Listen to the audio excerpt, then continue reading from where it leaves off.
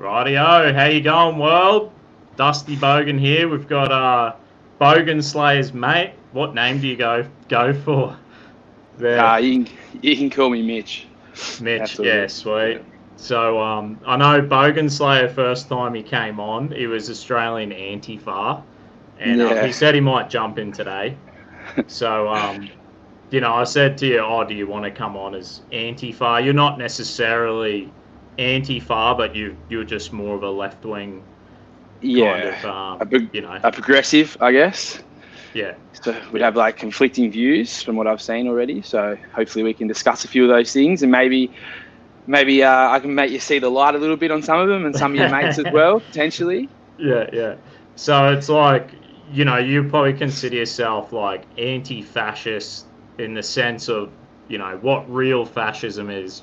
You're against that Yeah, yeah, I am. personally. Like, yeah. Look, I'm all for like freedom of speech and things like that, and but freedom of speech doesn't necessarily mean freedom of consequences. So if you are going to go out there and be bigoted and do fascist things and say fascist things, there will be consequences to that, and that's Mm, kind of like what I think is the main message behind what Antifa is. mm. So yeah, we Mm. can go into that later, but I think Just like, because I always think, like as a Christian, so if I quote the Bible, then people are going to be offended by, say, a traditional. If I say like, no, I believe in traditional marriage, I do not believe in gay marriage. Like, if I had an opportunity to be a pastor, like I've been asked to be a pastor before, mm, and I could go down that road, and if I then say, oh well, I refuse to marry homosexuals, I refuse to promote. You know what I mean? Is that fascism or is that hatred or? personally, personally for me, like your choice is your choice. Mm, I think it is a progressive world. Like the Pope is even in support of same-sex marriage now. So it's a changing world. It's a progressive society, and people need to progress and adapt along with it to be more fair to all parts. And it's not more fair to one part or more fair to another. It's fair to all, and that's the problem a lot of people see. Like, um, if you've got your ideals where you won't, support something or other, that's fine. I think within certain practices. I mean, if you're a doctor, I don't think you're what you do. You're not really. I don't think you should be allowed to pick and choose who you mm. take care of. Do you know what I mean? That should be. You can have your personal beliefs and views and things like that, but in certain careers, certain professions, you're not allowed to have sort of like bigoted So views and things what like happens that. if, say, like the Hippocratic Oath, right? You're a Mm, doctor, and yeah. you're like bang the Hippocratic Oath. I will, you're in a war zone and you're the medic, and someone gets shot, and he's right there, and he's, say you're an Australian soldier, Taliban blows someone's up, and then you're like, oh shit, there's Taliban there. He's unarmed. He's screaming for help. So under the Mm. Hippocratic Oath, that's your duty is to help him, even though he's the enemy. Do you know what I mean? Like, so it's the You, idea is to preserve life, yeah. and so then that would become like, if you're a doctor and you say, well, I don't actually believe in abortion. I don't want to I don't want to. I feel Yeah. as though abortion is murder. You Okay, know yeah, what but I if mean? you're a doc, not every doctor will practice abortion. Do you know what I mean? So there'll Mm, be doctors out there that don't believe that. Now, if you want to talk about abortion and talk about Christian values and things like that, so mm. the thing with abortion, man, like you can have your beliefs and things like that, but you can't. I don't think the Bible's supposed to be taken literally because there's so many different things in there. Things about taboos, things about beating your wife, things about like sex rape with women and things like that. Mm, And no one touched on that, but you want to touch on abortion and things like that and say it's a sin and everything like that. So mm. you can't cherry pick these things out of the Bible. I don't think the Well, Bible I should be mean, taken the so. the Bible is I think in Leviticus and the Jewish law, it was literally the law of the Mm, land. Like there was a stage where that was the law of Israel, and they literally followed that law. Like that was the law.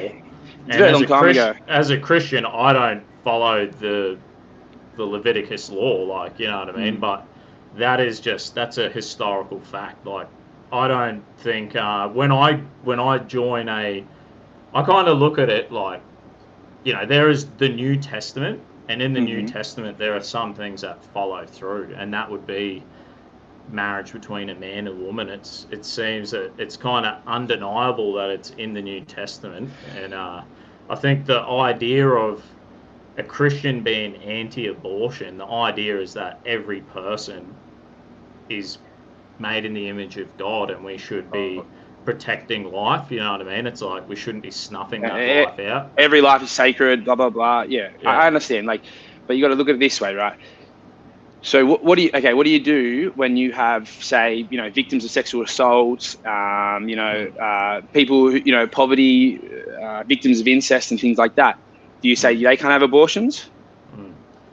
Well, like, I mean, so there's my personal opinion, and then there's like the doctrine of being a Christian. Do you know what I mean? Which I also step away from the Bible, and I can say, like, this is what I always say. I say gay marriage. I understand two consenting adults who are of the same sex. I can see why they would want to get married, and I can see, like, it doesn't seem too bad. They're two consenting adults, right? But biblically, it's not. That's not a part of my cultural tradition, so I would never support it.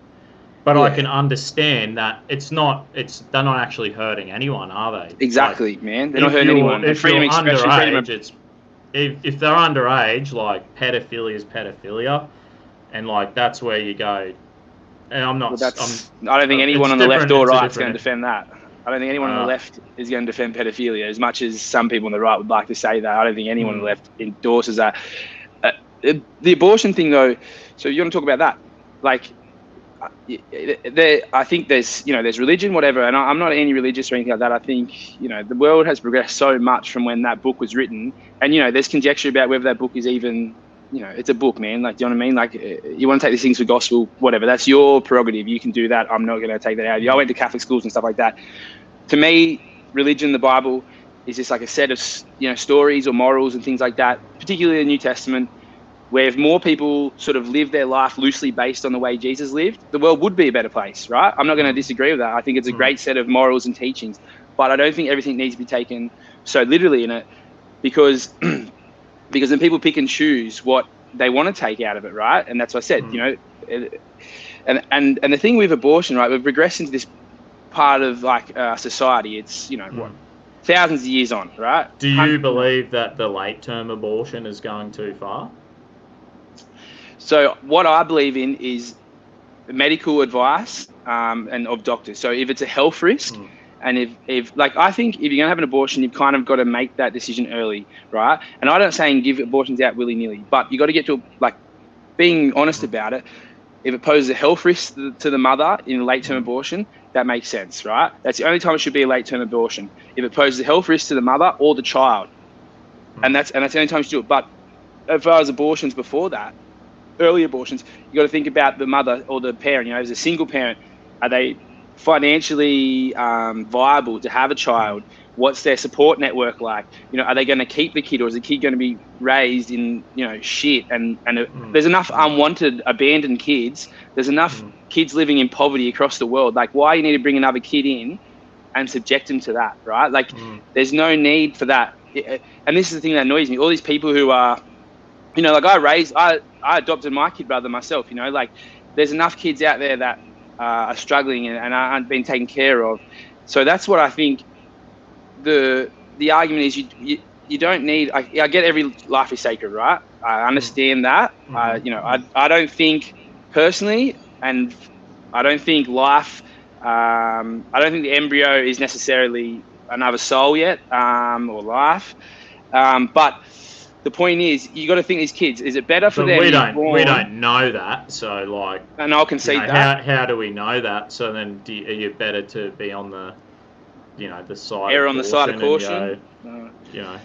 Well, that's like, is it better to bring this child in to live an unwanted life, and be subject to whatever, you know what I mean?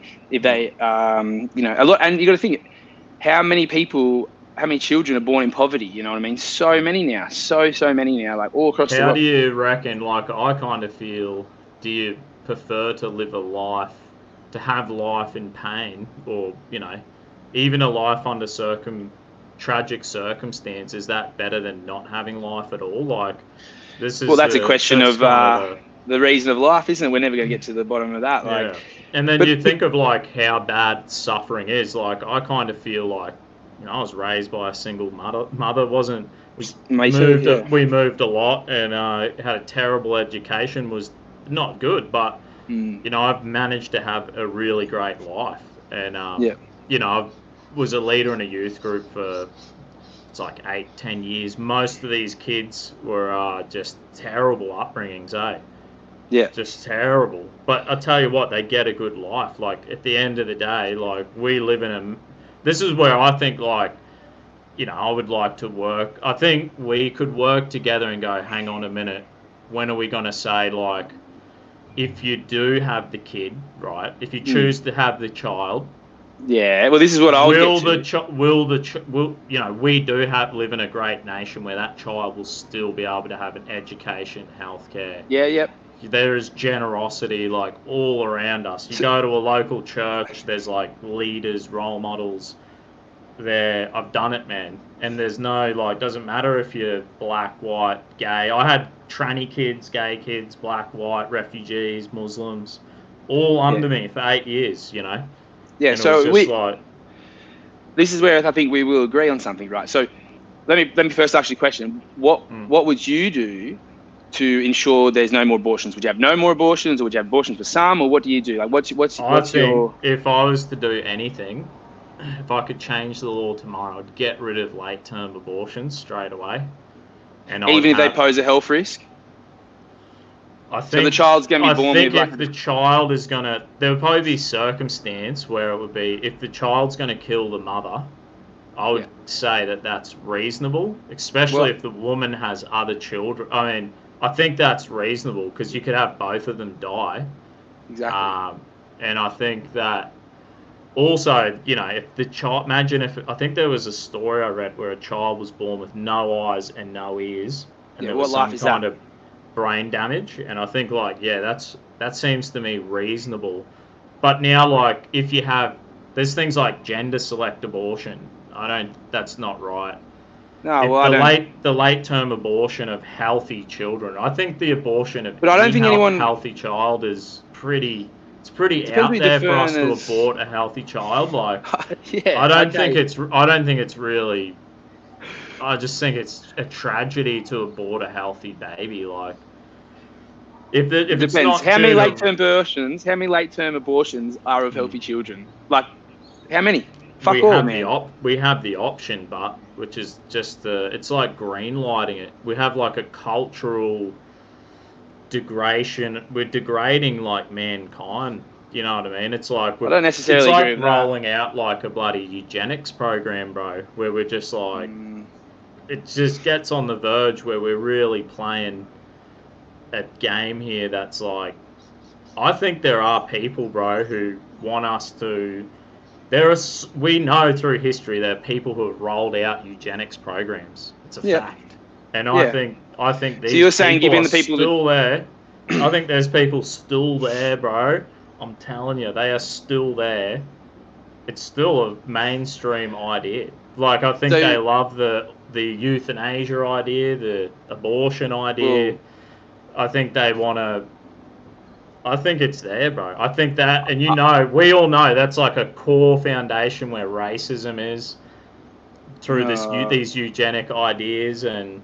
Yeah, but I don't necessarily think, having abortions for the most part is eugenics. Do you know what I mean? Like, if you're saying like how some families may have the option to abort, a child if it's not the way they want it to be, or it's got issues. That's a whole nother. That's a morality issue, right?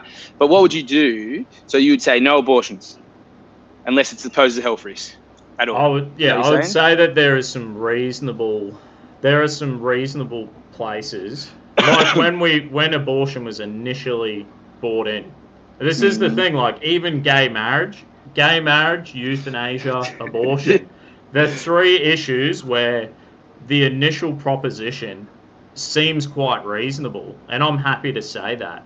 But you're saying it gets out of hand. I would say it's like a thin end of the wedge, man. And I don't think that... A slippery slope. I don't know if gay people wanted gay marriage and to see even what has been happening in 2 years. You know, I don't think they are like... I think they're like, Israel Flowers an idiot and I disagree with him, but do they want him to be sacked? Just wait. We'll get to that, but okay, with the abortion thing, right. So would you punish people that have... So abortions are illegal in your world, right? That you can't get them. So where do people go? They don't go to hospital to get an abortion because you can't get it unless opposed to health free. So that's what you're saying, right? You can see that. I would say that there would be an adoption, a much better adoption system out there for that person. So women are still going to get abortions. Well, they don't have to. They can. But in countries where they can be put into a system where they can have the baby and they can write it off, and there can be no further contact. But what I'm saying is, they're not bound to the child or something. Yeah, what I'm saying is, in countries where abortion is illegal, there are still high rates of abortion. It's something you're not going to be able to cut out totally, right? It just doesn't happen like that because people are still going to have abortions for certain reasons, whether it's financial reasons, or whatever. Like, there's so many different variables. People are still going to have abortions. So the idea behind it is to make it safer, right? And more, because then you're not, because people are going to do it. If you make it safer option, you're making it just easier. It's just like if you outlaw anything, people are still going to do those things, right? Yeah. But it's better to make it safe and sort of like overseen so there's not more issues, you know what I mean? So it's being like proactive about a problem. I can understand you don't want all these abortions every soul's sake. I get that's your line of thinking, right? But what is there something like 100,000 abortions in Australia a year? Like it's a lot of abortions, and we're a pretty well-educated nation, so what I mean. There's got to be something that we could do to slow that trend down. Like, okay, and so I have an idea. Great. And would you punish these people if they get abortions when abortion's legal? Like, what do you... No, of course not. Like, I think there should be... I think, like, if there was an illegal abortion, illegal to have abortion, you know, that means, there'd be a punishment to have the child... So you don't want it to be illegal? I think what I would proposition would be that we would take it back to the initial stages of abortion. So we would instead of what we've done, where right now we've just green lighted abortion, pretty much gender select abortion, late term abortion. I'll be saying now that's not the direction I feel that we should be going. I feel like we should be shrinking it right back down to health risks where it's a life and death situation, extreme circumstances, and have an adoption. What if a woman's in poverty? We could could have an adoption. The baby could be adopted out, you know. Okay, well, what if a woman's going to, say, uni or something like that, and she's in a third year, like, this is just hypothetical, and there's probably a lot of cases like this. She's going to uni, she's got no support, you know, it's a one-night stand, whatever. She's unfortunately, been knocked up or whatever, or fortunately, whatever, when you look at it. And she's like, shit, I can't do this, you know, like, I'm barely surviving as it is. I live out of home, I have no support network, I'm going to uni, I got to finish this. And I want to have a child later on down the track, and now's not the right time. What do you say to her? I would say keep the baby. Like, keep the baby and adopt it out. And, like, let's see. But then they always have a child linked to them, you know, like, you could make it legal, you know, something there legally where there's no obligation, and have that in legal writing. And the thing is the child gets life, bro. This is my position. The life without knowing what it's child. A life that doesn't ever know its parent, mate. Like, you know what I mean? Like, it's crazy. Like, we got to think about this. Do gay people right now. Like, gay people who want to have surrogates, they're creating life without ever knowing a biological parent, you know. And we're saying that's fine. That's different. It's still the same, because the child is never going to know its biological parent, you know. If you're having a surrogate... That's a different discussion, and I disagree with you on that as well, but that's a different discussion. But it is the same thing. It's in the same context. Like, they will not know their parent. They're raised by someone who's not their biological parent. So what's the difference, you know? So you're talking about, like, women who carry these would have the sperm from the one partner and then carry it and stuff like that. Look, I don't know any surrogate families like that, but I do. I know lesbian and the couples woman's at not church. I know lesbian couples. Well, at she church carried the child. Yeah. So it was a sperm donation. Yeah. Yeah. Well, look, but there's a lesbian couple. They literally created life together. They got 3 children. Then one of them, they broke up. One of them became a Christian, and now she has custody of the children, and she's not the biological mother. She didn't bring the child into the earth. She's raising the child. Look, as long as the child's loved for. This is a real thing, man. Yeah, but as long as the children are happy and they're loved for, man. Do you know what I mean? They are, at dead set, bro. I was at kids' church, and this kid goes, I have 2 mums. And I was like... Good for them, man. Lucky? I was like, aren't you lucky? Like, what can I say? But then that was the first day what you said is right. Church, and I hope that's how you feel. I hope that's how you feel, because it shouldn't matter. Well, I feel like, you don't like it. Well, I feel like it's much better to have... Obviously, the ideal world is to have your biological parents, you know what I mean? But sometimes the ideal world is not there. Well, then that refutes your claim before. So you're saying, everyone has to have a baby if you get pregnant, and then we're going to put them out. And you got to know that we already have a severely overburdened foster and adoption centers. We're overburdened. But they don't make that easy, bro. They don't make that easy for people. And it'd be good, because you don't want to give these kids out to criminals and shit like that, man. You got to have screening processes and stuff like that. So it is true. What I would say, but you want the least.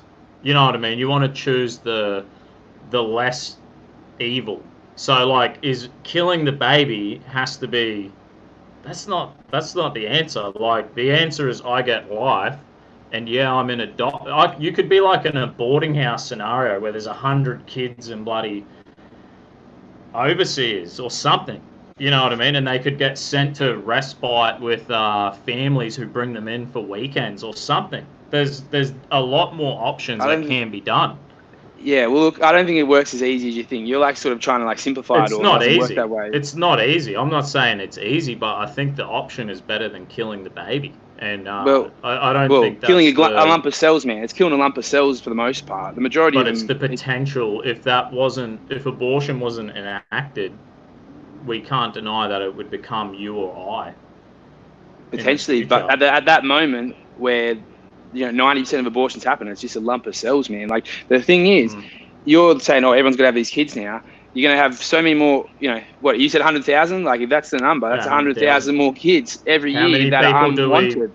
How many people do we migrate into the nation a year? But that's different because they're grown, man. They're able to come in and work and stuff like that. Babies, they're infants. They need 24/7 care. So you're saying 100,000 extra babies. Look, I don't think it's a problem of the population. So that's a totally different discussion. We're just talking about 100,000 unwanted kids every year. We already have an overburdened system. Do you know? Okay, so I would put it to you, instead of being it's got to be legal, you've got to have these kids, whatever. Because I'm saying that if someone went out and got an abortion against what you said, they'd be punished, wouldn't they?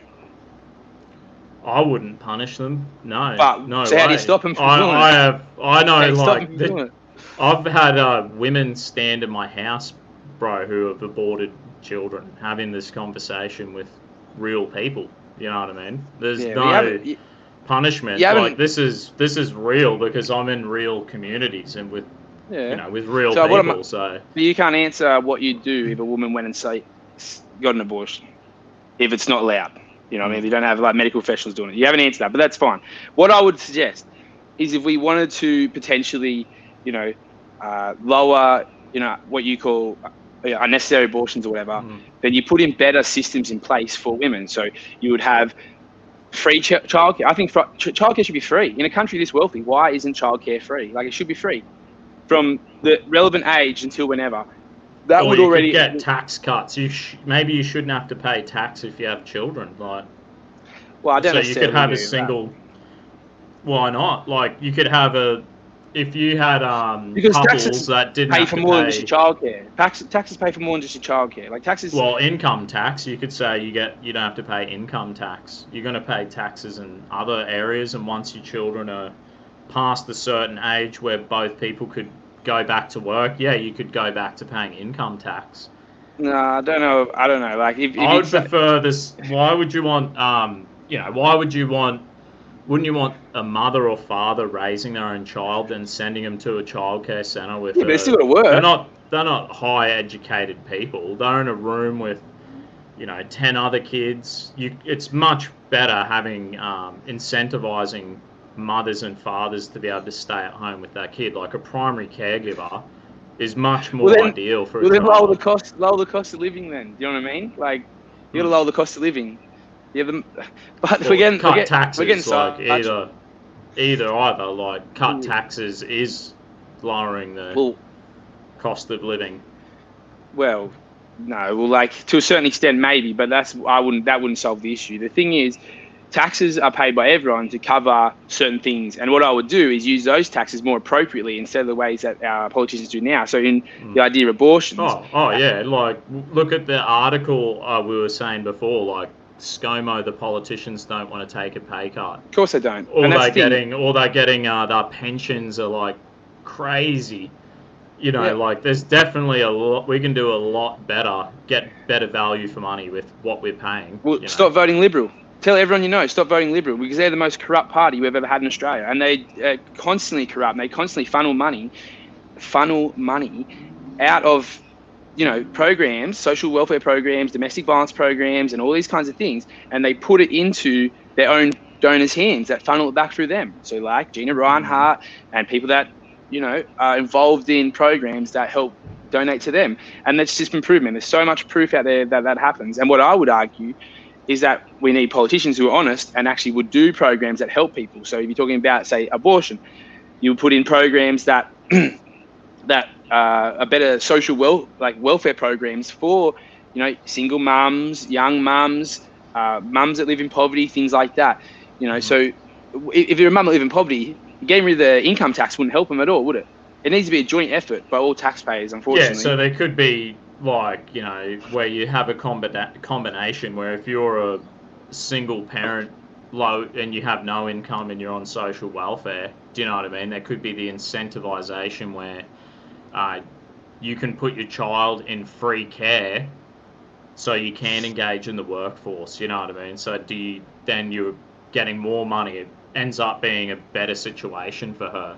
Do you know what I mean? But the balance has got to be there. So like if you have low income people where they're maybe potentially both parents are working, and they might be both on low income, like wouldn't it be better to have no taxes for one of the parents and the other one could be a permanent primary caregiver and they're spending time with our family? Like it's what I mean? That would take pressure off the childcare. I don't know how you're missing this, bro. I don't know how you're missing this. Your taxes, everyone's taxes goes in together to pay for programs, hospitals, teachers, things like that. You may not use everything. I don't use everything my taxes pay for.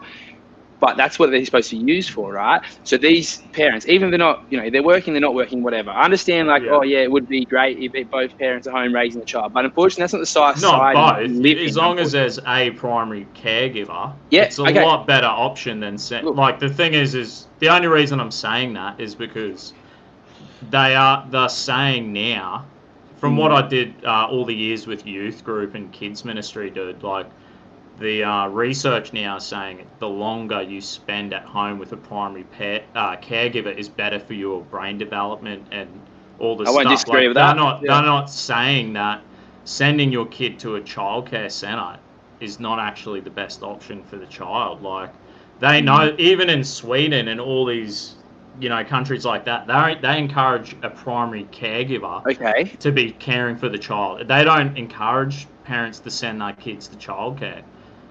So what is the best outcome?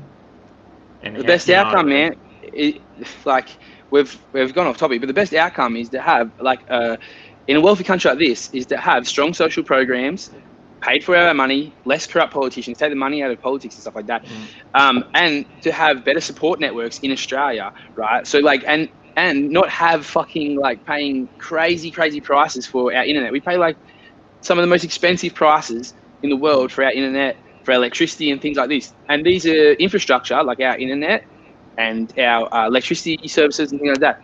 The taxpayer already paid for all that to be built, the infrastructure all to be built, right? Yeah, so we're getting screwed. Yeah, They've nationalism. They've sold it into a monopoly, and you know what I mean. There's not even the free market operating there to help us. Exactly. There's 43. There's 43 hospitals at the moment, right? They rely on government subsidies, so taxpayer money, but they're private hospitals. So you can't use them unless you are paying them to be whatever. You pay them to be a patient and stuff. But the taxpayer already pays them subsidies, and we build them. We paid to build the hospitals, then they got sold, right? So that's the issue. At a time like now, we got coronavirus going, where there's a need for more hospitals potentially down the track. We can't even fucking use these hospitals, man, because we aren't paying these private hospitals. Yet they're now asking for a bailout of taxpayer money. So this is my issue. So to have a better world, right? You need the main thing is to get corrupt politicians out of them, and you get politicians in that have, I agree, bro. You should, you could have I would say if you got rid of the all the political pensions, then you're gonna, that brings in someone who doesn't want to just get in and get out and get that pension. So if we get rid of the pension, you've got guys who know, I'm going to go in, I'm going to do 4 or 8 years, I'm going to serve the nation, and I'm done. This is just a temporary thing. At the moment, we've got guys who go in for their pension, and they go in to pass UN resolutions so they can go get a job in the UN when they're done. Well, or they want to be a lobbyist afterwards. So the lobbyist is the main one. They should be banned from becoming a lobbyist. They should be banned from joining any UN department, and they should take away the. What's this UN conspiracy? They push our I don't know, agendas. it's crazy. They push our agendas. Because we believe in nation states, bro. Like, I believe in a nation state. I believe in voting people in a nation should have the right. We have the Magna Carta, the Westminster system. We get taxed. We get taxed, and we look after this nation. A nation on the other side of the earth. Wait. Let's just leave the UN government. It's local government. Like, why do we need to be told by these fucking people? Leave the UN conspiracies to the side for a second. How's that a conspiracy? It's just that we should have our own sovereign nation, like Queensland, they're not getting Australia. We shouldn't have to be. They pressure them to be, to normalise abortion. All these things get pushed. These agendas all get pushed by UN resolutions and all this crazy stuff. Dude, it's interference, and they are like another layer of government, bro. Like you're saying, I'm not happy at our local government, state government, national government. I agree. And I think just take it up one more level. Why do we even have another layer of government? Dude, the UN have very little power. I don't understand why you guys on the right are like, the UN. It's like this big conspiracy theory. George Soros, like it's like fucking tinfoil hat shit, bro. Like they have very little power or influence really when you break it down. If they did, I don't like the UN, bro, because we're putting dictatorships and communist countries that are unelected. We're giving them positions where they Who's doing that? Who's doing that? It's like symbolic, but it's so stupid. Who's putting? They choose it. They vote them in. They vote them in. They're bringing China, and they're putting China in positions and saying like, we give you a position. Didn't install the Chinese Communist Party. They didn't do that. No, not the Chinese Communist Party, but they put them in seats in the UN, right? I'm not saying to represent them. Because it's what the UN is meeting of all governments. But they're not elected people. Like, they're not. Are they truly representing their people, or is it an authoritarian? Is Morrison or whoever?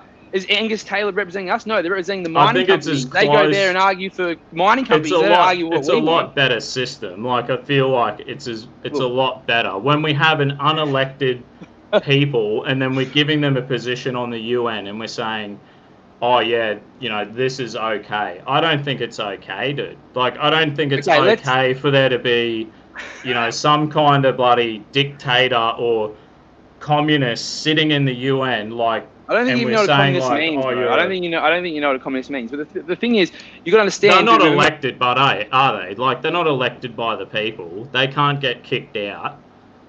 Who? They don't have a 4-year term. Like, it's not fair. Lots of countries don't. Lots of capitalist countries don't as well. So the thing is, you got to understand, like, America. I don't know how much you know about American imperialism in Latin America, but like, America has installed more dictators than any other country on earth, bro. Like, all of Latin America was under American rule, and they put in dictators, which are like just sock puppets, right? And I'm against that as well, mate. Like, I don't think what Putin's doing right now, it's like he's lording over his own people. Like, it's not. I do believe in our system. That's the thing, dude. Like, I think it's a lot fairer for us to get a vote.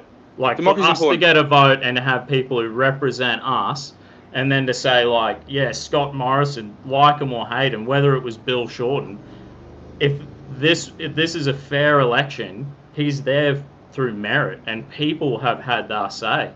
You know what I mean? And if you have the UN where there's people sitting around who are elected by the people. You don't understand how it works. So but why would we have? Aren't they putting the Chinese on the board of the World Health Organization? Like, you know what I mean? The UN is a concentrated. Yeah, let's leave the UN because we're not going to get anywhere with that because you don't really understand how it works. No offense, but the point is, I don't like the way it works. That's the thing because I feel like it's just the.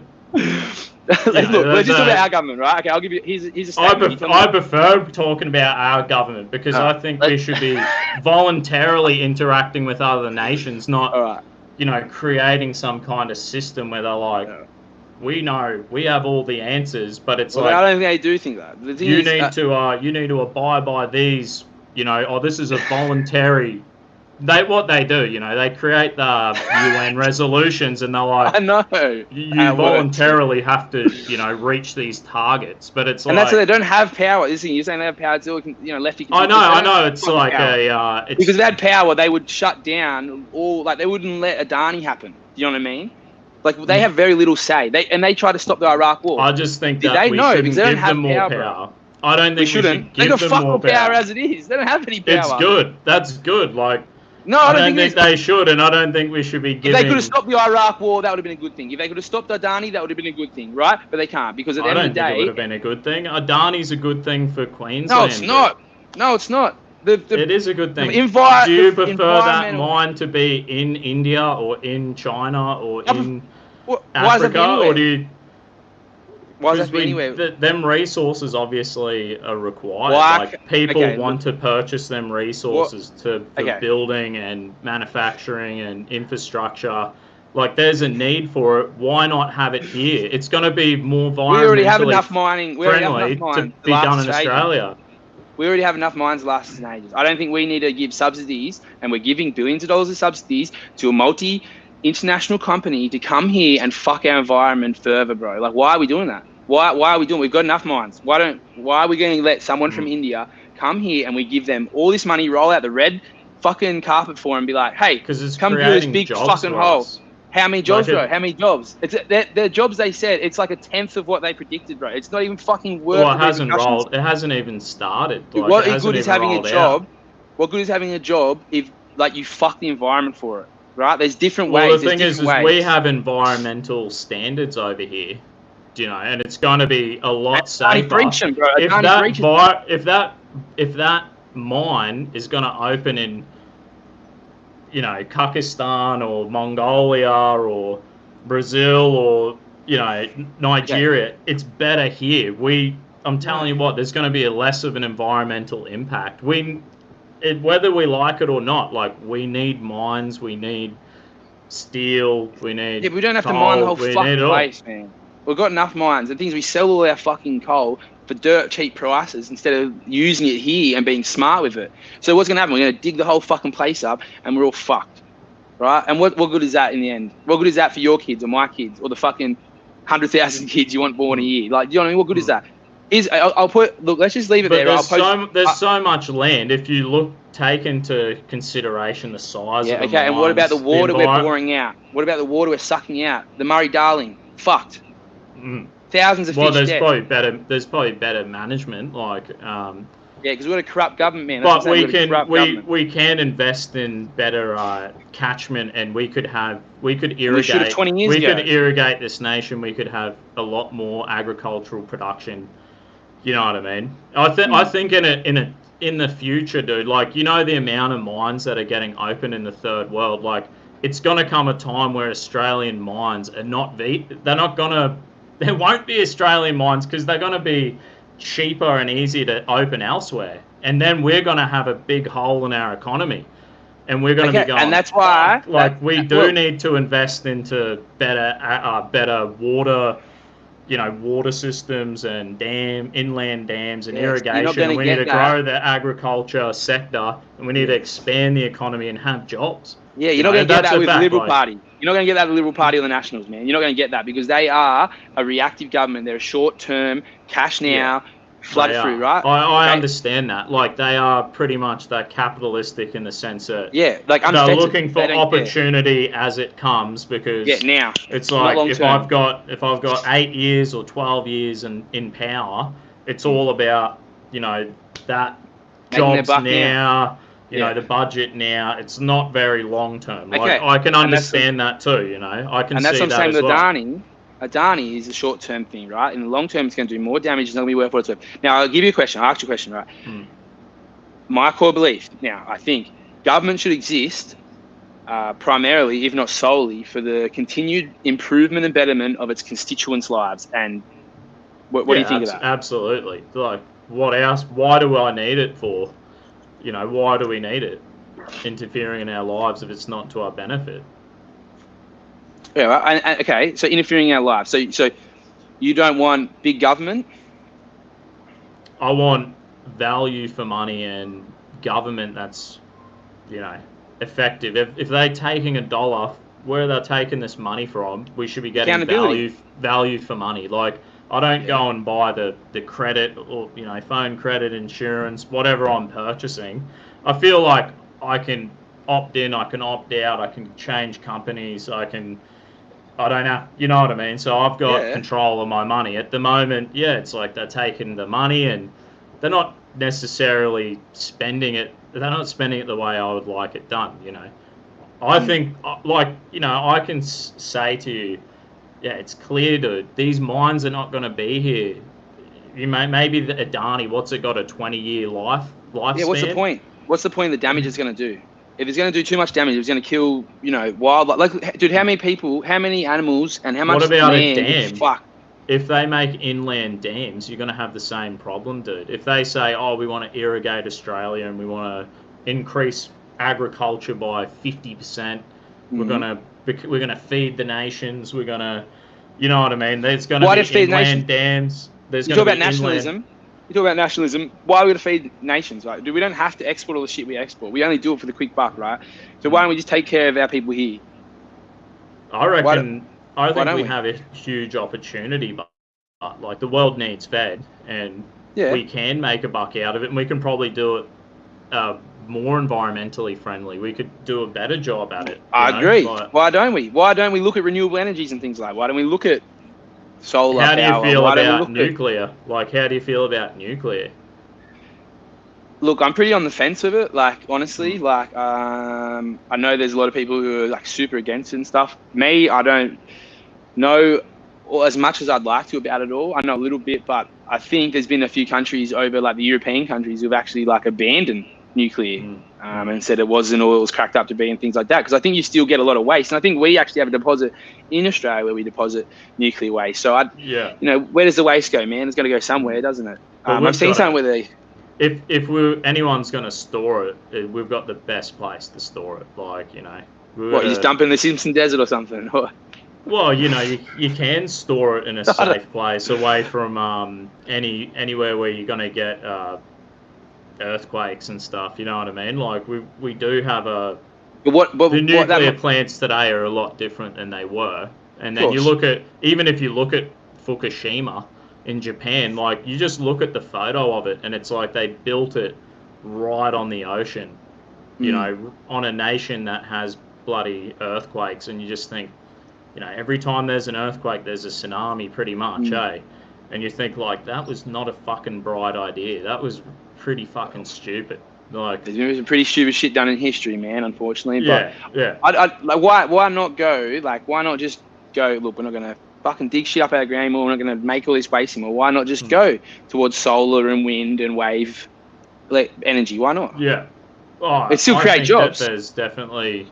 I can see that we can have the vision, and we're not sold the vision, are we? Like, because they don't want... Yeah, that's it. This can be the biggest problem with... the environmental movement right now. You've got guys who are working in mining sectors and all this, and they're going like, fucking hell, I'm just trying to put food on the table. And then that, if they're told their job's going to be shut down, but there's no vision for, reskilling them and creating them jobs and creating that industry and saying, like, with the right vision, we can definitely sell. Like, I don't want this name. I don't think we should be buying fucking oil from, Wahhabi Islamic countries that are... I don't like the idea. I don't like it, man. Yeah, look, we've got like a month's worth of oil supply in this nation. Like, one of them's a fucking oil got cut off. Any given time, we could run out of fuel. Yeah, it's true. It's not a good idea. Like, we could have better. Why can't we make fucking electric cars and have? Do you know who had a plan? Power? Oh, do you know who had a plan to do that? Going to the last election, Labor. Labor literally had a plan where they're like, we're gonna bring manufacturing back. And then the Liberal. See, this is the thing, man. You'll talk about a vision, right? There is a vision. And this is what you got to be careful with, man. They have a vision, but they're not. It's not put out there, right? Because you have nearly all the media in Australia is owned by Murdoch and other billionaires who push an agenda, right? So what they do is they go, all right, the only person to vote for is ScoMo. He loves the Sharkies, he loves meat pies, he has a fucking beer, he's just a dad, he's just a daggy dad. Vote for him. And then they paint Shorten and as like some nerd and he doesn't know what he's doing, But Morrison had no plan. He had no plan for the whole thing at all. If you go through it, he has no plan. It was, we'll stop the boats and that's it. And we'll save your franking credits and that's it. Like, what does that mean in the long run? Nothing. Like, it's hard to... it seems like, like obviously they wanted to have a plan thinking that they'd be able to get the country back and, the budget sorted out and then maybe that was the whole thing. Do a bit more in infrastructure and then they could,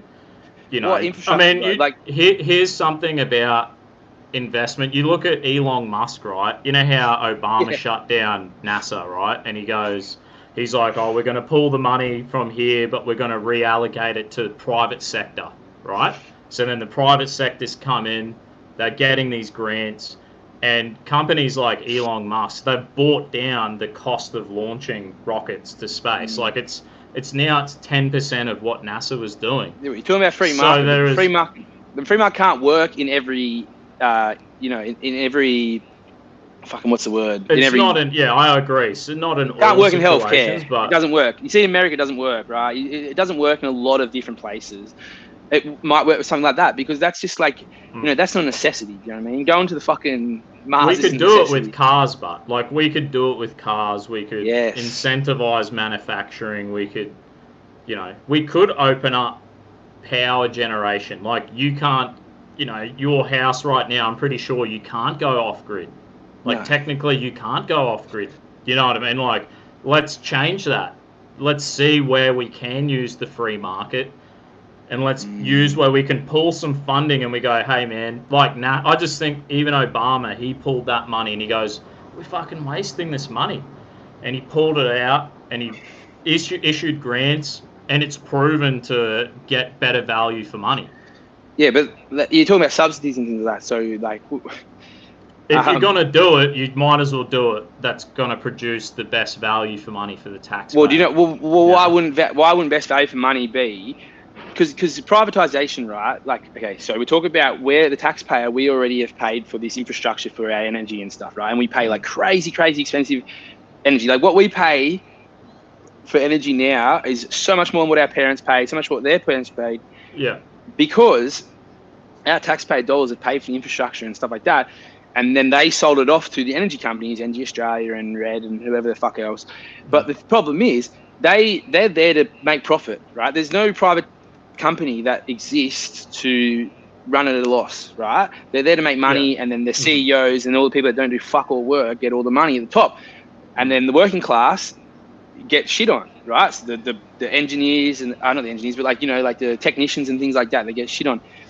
Now, what I would argue is why not nationalize the energy and stuff like that? Why not the government take over and they have like a section where they pay people and all profits, right, of the energy. You can make it cheaper. That way you could easily make it cheaper. And then the profits could be put back into paying people. They don't have to pay CEOs. They don't have to pay board members. They don't have to do any of that stuff. Why wouldn't that work? So, like, I mean, if you've got a privatized company and then that company now, it's like they've trimmed all the fat, but they don't made the company profitable, and then they become a taxpayer, they become an employer of people, so there is. But a lot of these companies don't pay tax. A lot of these like companies like don't pay fuck all tax, man. Yeah, well, I don't think that's fair. Like, especially that's like robbing the free market when you've got guys who are trying. That is the free market, man. The free market is them trying to squeeze as much as they can from the market.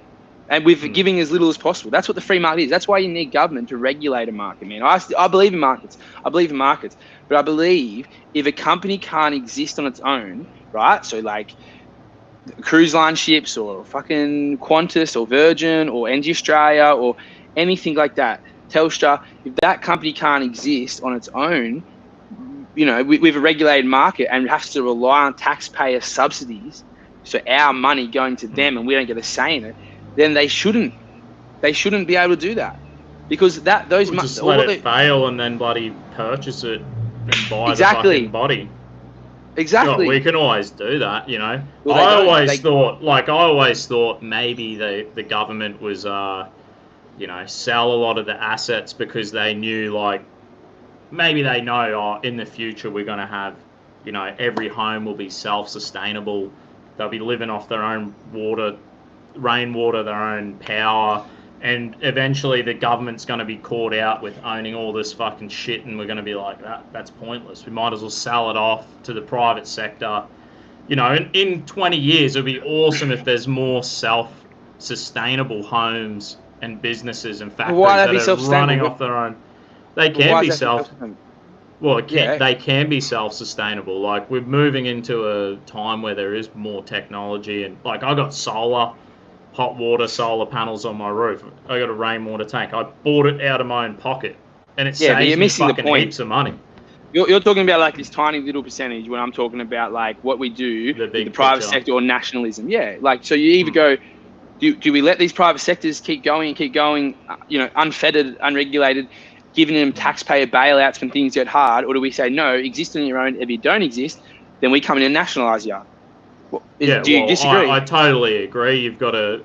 Or they could be buying shares in the company, and that's essentially okay. Yeah, so we give you thing. X amount of dollars. We're going to own X amount of the company. Because that's what they've just done with Qantas. Like, they've given them $750 million, and it's today like, or yesterday? Why didn't they? I'm pretty sure it was a few weeks ago.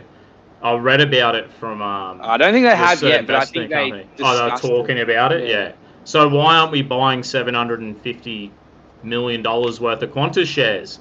Because people would say that's that is communist or something. And then they say, fuck it. Well, we could own them and we could sell them in the future at a higher price.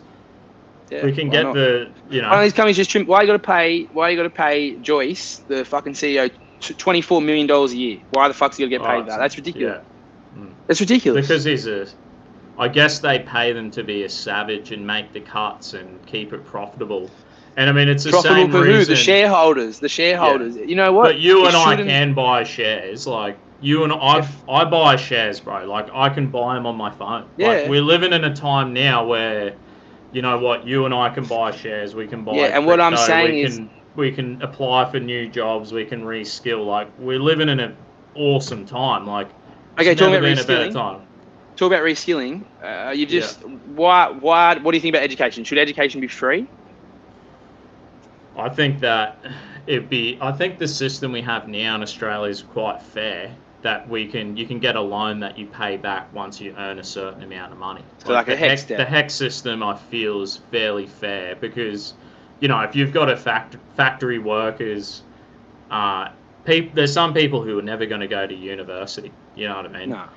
And well, then it's like, so why are they paying for your education? Like, and they well, why am I paying? If you go get that's a silly argument. That's a silly argument because for a higher education, but like because at the moment they're getting an interest-free loan, or it's a small interest loan, and then they pay it back. They're the direct beneficiary of that degree. Like they are now, anyone with a degree is earning more than I am.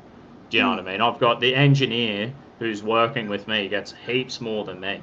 So he did the hard yards. He went to uni. He got his loan. He's off in the long slowly paying it off. Yeah. And like he's paying out of his own pocket. If he goes through a tough time and he earns less money, he doesn't have to pay it. He only has to pay when he's earning. Like that's pretty fucking good system. And I think that's a system America could. We could do that with dental. We could open that system up. Like I would not be afraid to opening that system up. You know what I mean? And having hex for dental and things like that. Yeah, you could use it for. Why there could be like free? Why can't we have TAFE free?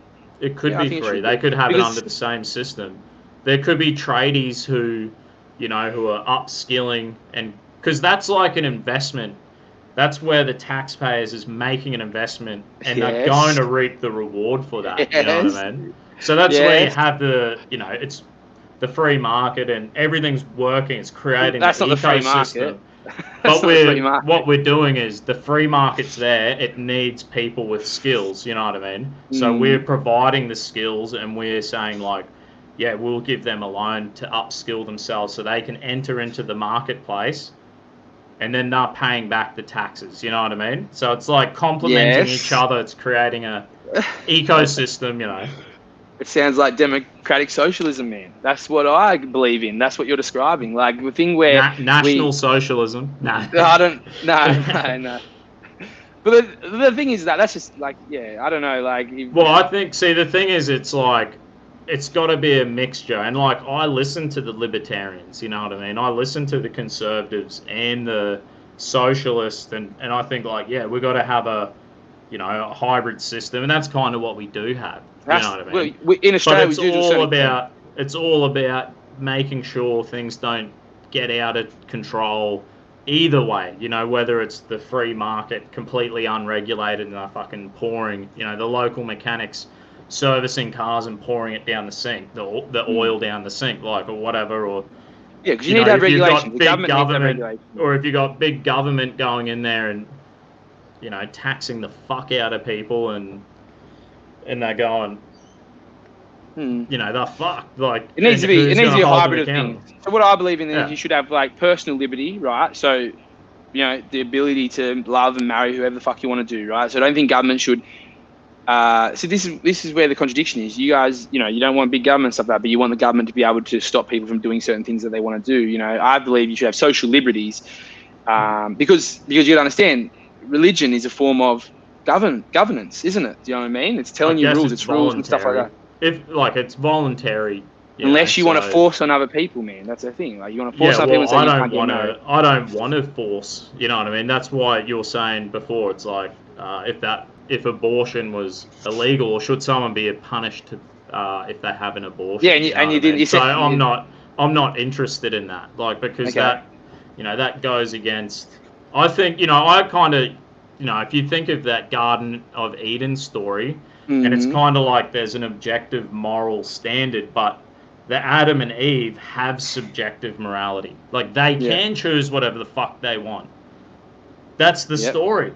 They're free to do whatever they want. They chose to do what was wrong, though there was an objective truth, moral standard above them. So I think like that to me is a foundational story of a free society. You know what I mean? Where there should be some kind of moral, ethical standards and truths that are like there, and we're saying okay. But there is also the understanding that people are free. Like, I'm well aware that, homosexuality, that's a voluntary action of grown adults. You know what I mean? I don't believe there's anyone harmed in that interaction. Do you know what I mean? But then again, as a Christian and Christian culture, where our focus is more around heterosexual monogamy and families, we are into procreation, family. We like the idea of generational then what about the atrocities? wealth. What about the atrocities committed by Christian people all throughout history? Some of the worst. Oh yeah, so even in modern times, definitely like they're definitely stepping out of Christianity when they do that. You know what I mean? It's like when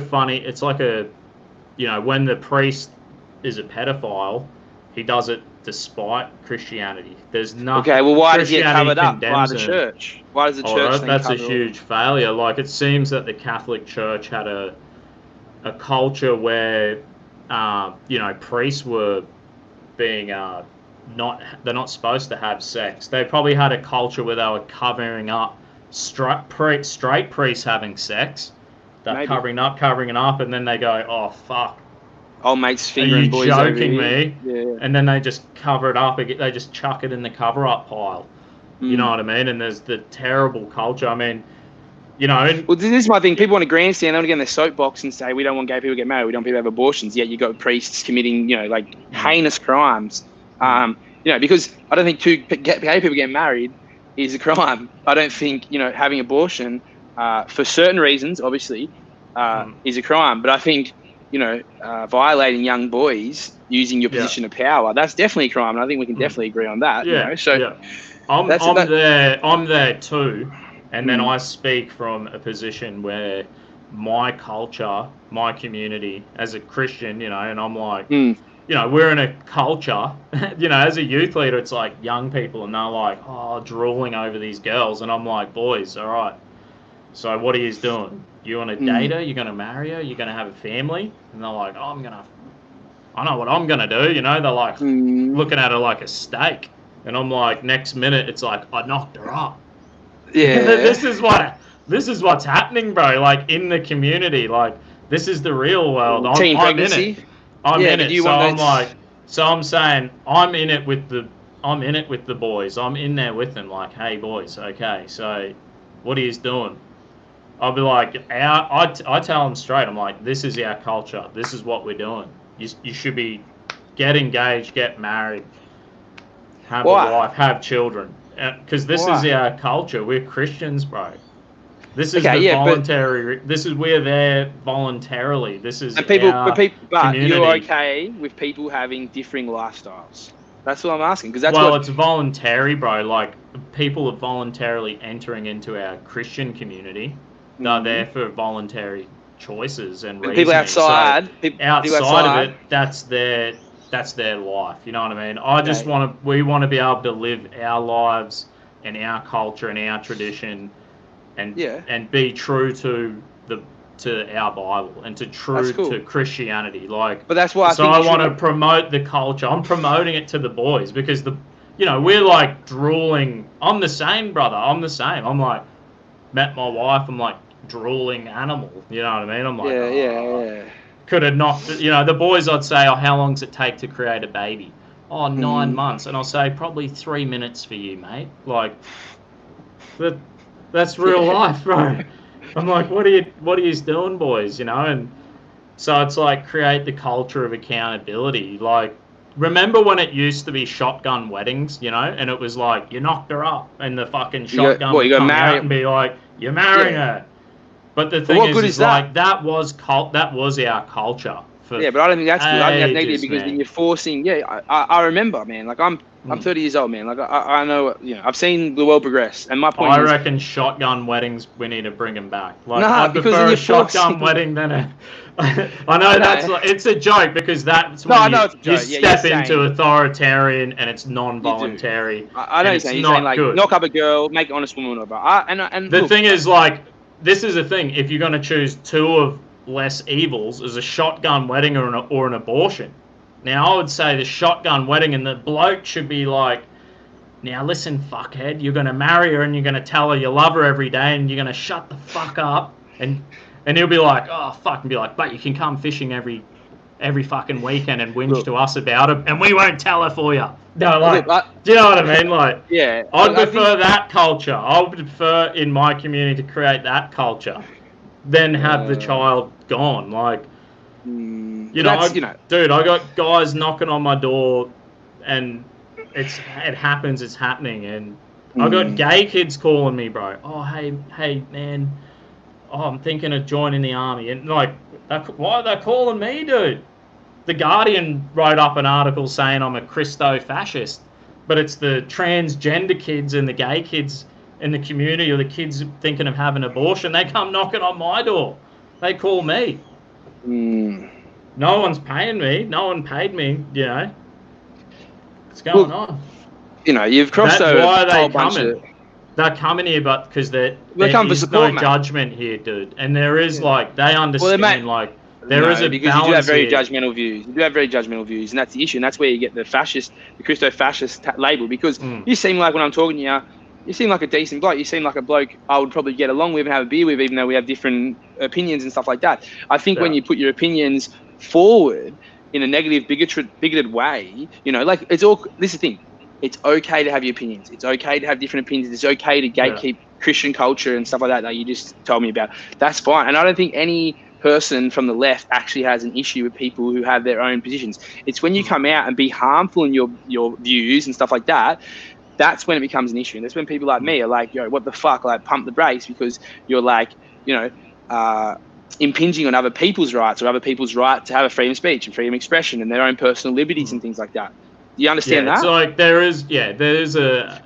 there's also like the culture of banter, the culture of stirring the pot and trolling and I think, like, of course, like I do it too, dude. Like, you know what I mean? I did that a video a few weeks ago, and it was the Great Replacement, and it was just how Christians have got a higher birth rate, and I was like, oh, look at the alt-right, these white supremacists who don't even have children, and look at the stats on these atheists and their birth rate, you know, and then here's the left, who are predominantly, you know, the alt-right and alt-left, the extremists, are predominantly atheist, and you look at the stats, and it's like they have the lowest birth rate of anyone. So I'm like, who's replacing them? Oh, look at the stats on Christians producing family. I'm like, you're being replaced by Christians. I did that whole video just to shit stir. Yeah, you like a laugh. You like a laugh. Like, I was just pissing people off. Like, I just did it to rock the boat, and you know what I mean. And I got mates who don't have kids. I got mates at church who, you know, grown men and women who they weren't able to have children. And I'm like, they are so good people. And like, fuck, that's terrible that they couldn't have children. Like, my own pastor, they've only got one kid, and they wanted to have a big family, but they're struggling to have more. So, like, you know, I say this shit, and it's a stir-up, but the truth behind that is there's real people who, you know, there's reasons why they didn't have children. You know what I mean? But you can't, like, if you're fucking doing a video or doing something, and or you're fucking on a megaphone, you're saying something, half of it's a rile up, half of it's a shit stir and a bit of banter. You're never going to sit there. That's when you start to cross the line, man. That's when you start to cross the line. But this is reality. Like, this is a factor reality. We're not, like, that is, because that's communication. Like, you know. Yeah, but you can communicate positively. You can communicate positively, or you can try and have a negative communication. So, like, I would argue that, you know, certain people of that fit into your ilk, and, you know, I'll give you some credit. You seem like not so much of a bad guy, and we seem to agree on a lot of things, which isn't surprising, because I've watched a few of your videos, and while I disagree with a lot of them, and I think a lot of them are, you know, just silly, but like, I think a lot of it is silly, and I think it's funny. Like, my missus is like, you're a fuckhead, I can't believe you did that, and I'm like, it's so funny, people are going to be pissed off. Some of my videos I post, and even on right-wing pages, and they just abuse the shit out of me, and they're like melting down, and I'm like, I can't believe this fucking idiot is like melting down over this video. Like, it's so stupid, and I'm like laughing about it. It's probably because I grew up with brothers, and like, you poke them and poke them, and then they just go, you know. Yeah, I love the banner, mate. I love banner. It's just so funny. You know? Like, I love banner. So funny. And the problem is, you don't really fit into that alt-right category at all. You know, you're more of just like a I don't know, the Christian thing, you're pretty hard line on that, which is a bit weird. But, you know, like, you're just more of just a normal Aussie bloke. You're probably like a reasonably good representative of what, you know, most bogan Aussie blokes think and feel, to be honest. And like when I have honestly, so like, and when I have discussion with you, but I put certain viewpoints along, like obviously not going to agree on everything, but I put certain viewpoints along where you've agreed with me. You know what I mean? Yeah. And when I do talk to a lot of guys who are like you, sort of that like in the middle-y kind of, well, you know, you're, because of the Christian values, you're probably more towards the right as far as some things, but you're not like alt-right or anything like that. But there will be things we're going to agree on. But then when you get to, you know, your further right, where there's certain people that, you know, even in Australia, where their whole thing is to push, you know, hateful agendas and things like that. And that's where you have a problem. And that's where, you know, that's fascism basically. And that's where you get Antifa comes, you know what I mean? So I wouldn't say you fall into that category, really. I mean, like, see, like, I get offended. I understand, like, I get offended by speech, you know, but I don't want to stop people's speech, you know what I mean? Well, what's that? Okay.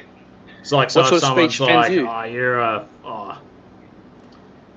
I don't know. Like, but people have jumped in my comment section, and I've gone, brother, I'm pretty lenient, and I'll say, sorry, bro, I'm putting you on timeout, or I'm fucking delete that comment, or videos where I bring on people like random sometimes.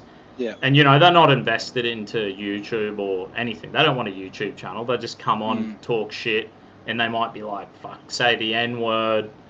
And, like, it's not really in context, you know. For them, there's context, like, you know what I mean? They grow up rapping and singing hip-hop, and that's if you listen to hip-hop and rap, like, do you know what I mean? Do you think that's offensive? Because if you listen to the lyrics, it's pretty out of control, you know what I mean?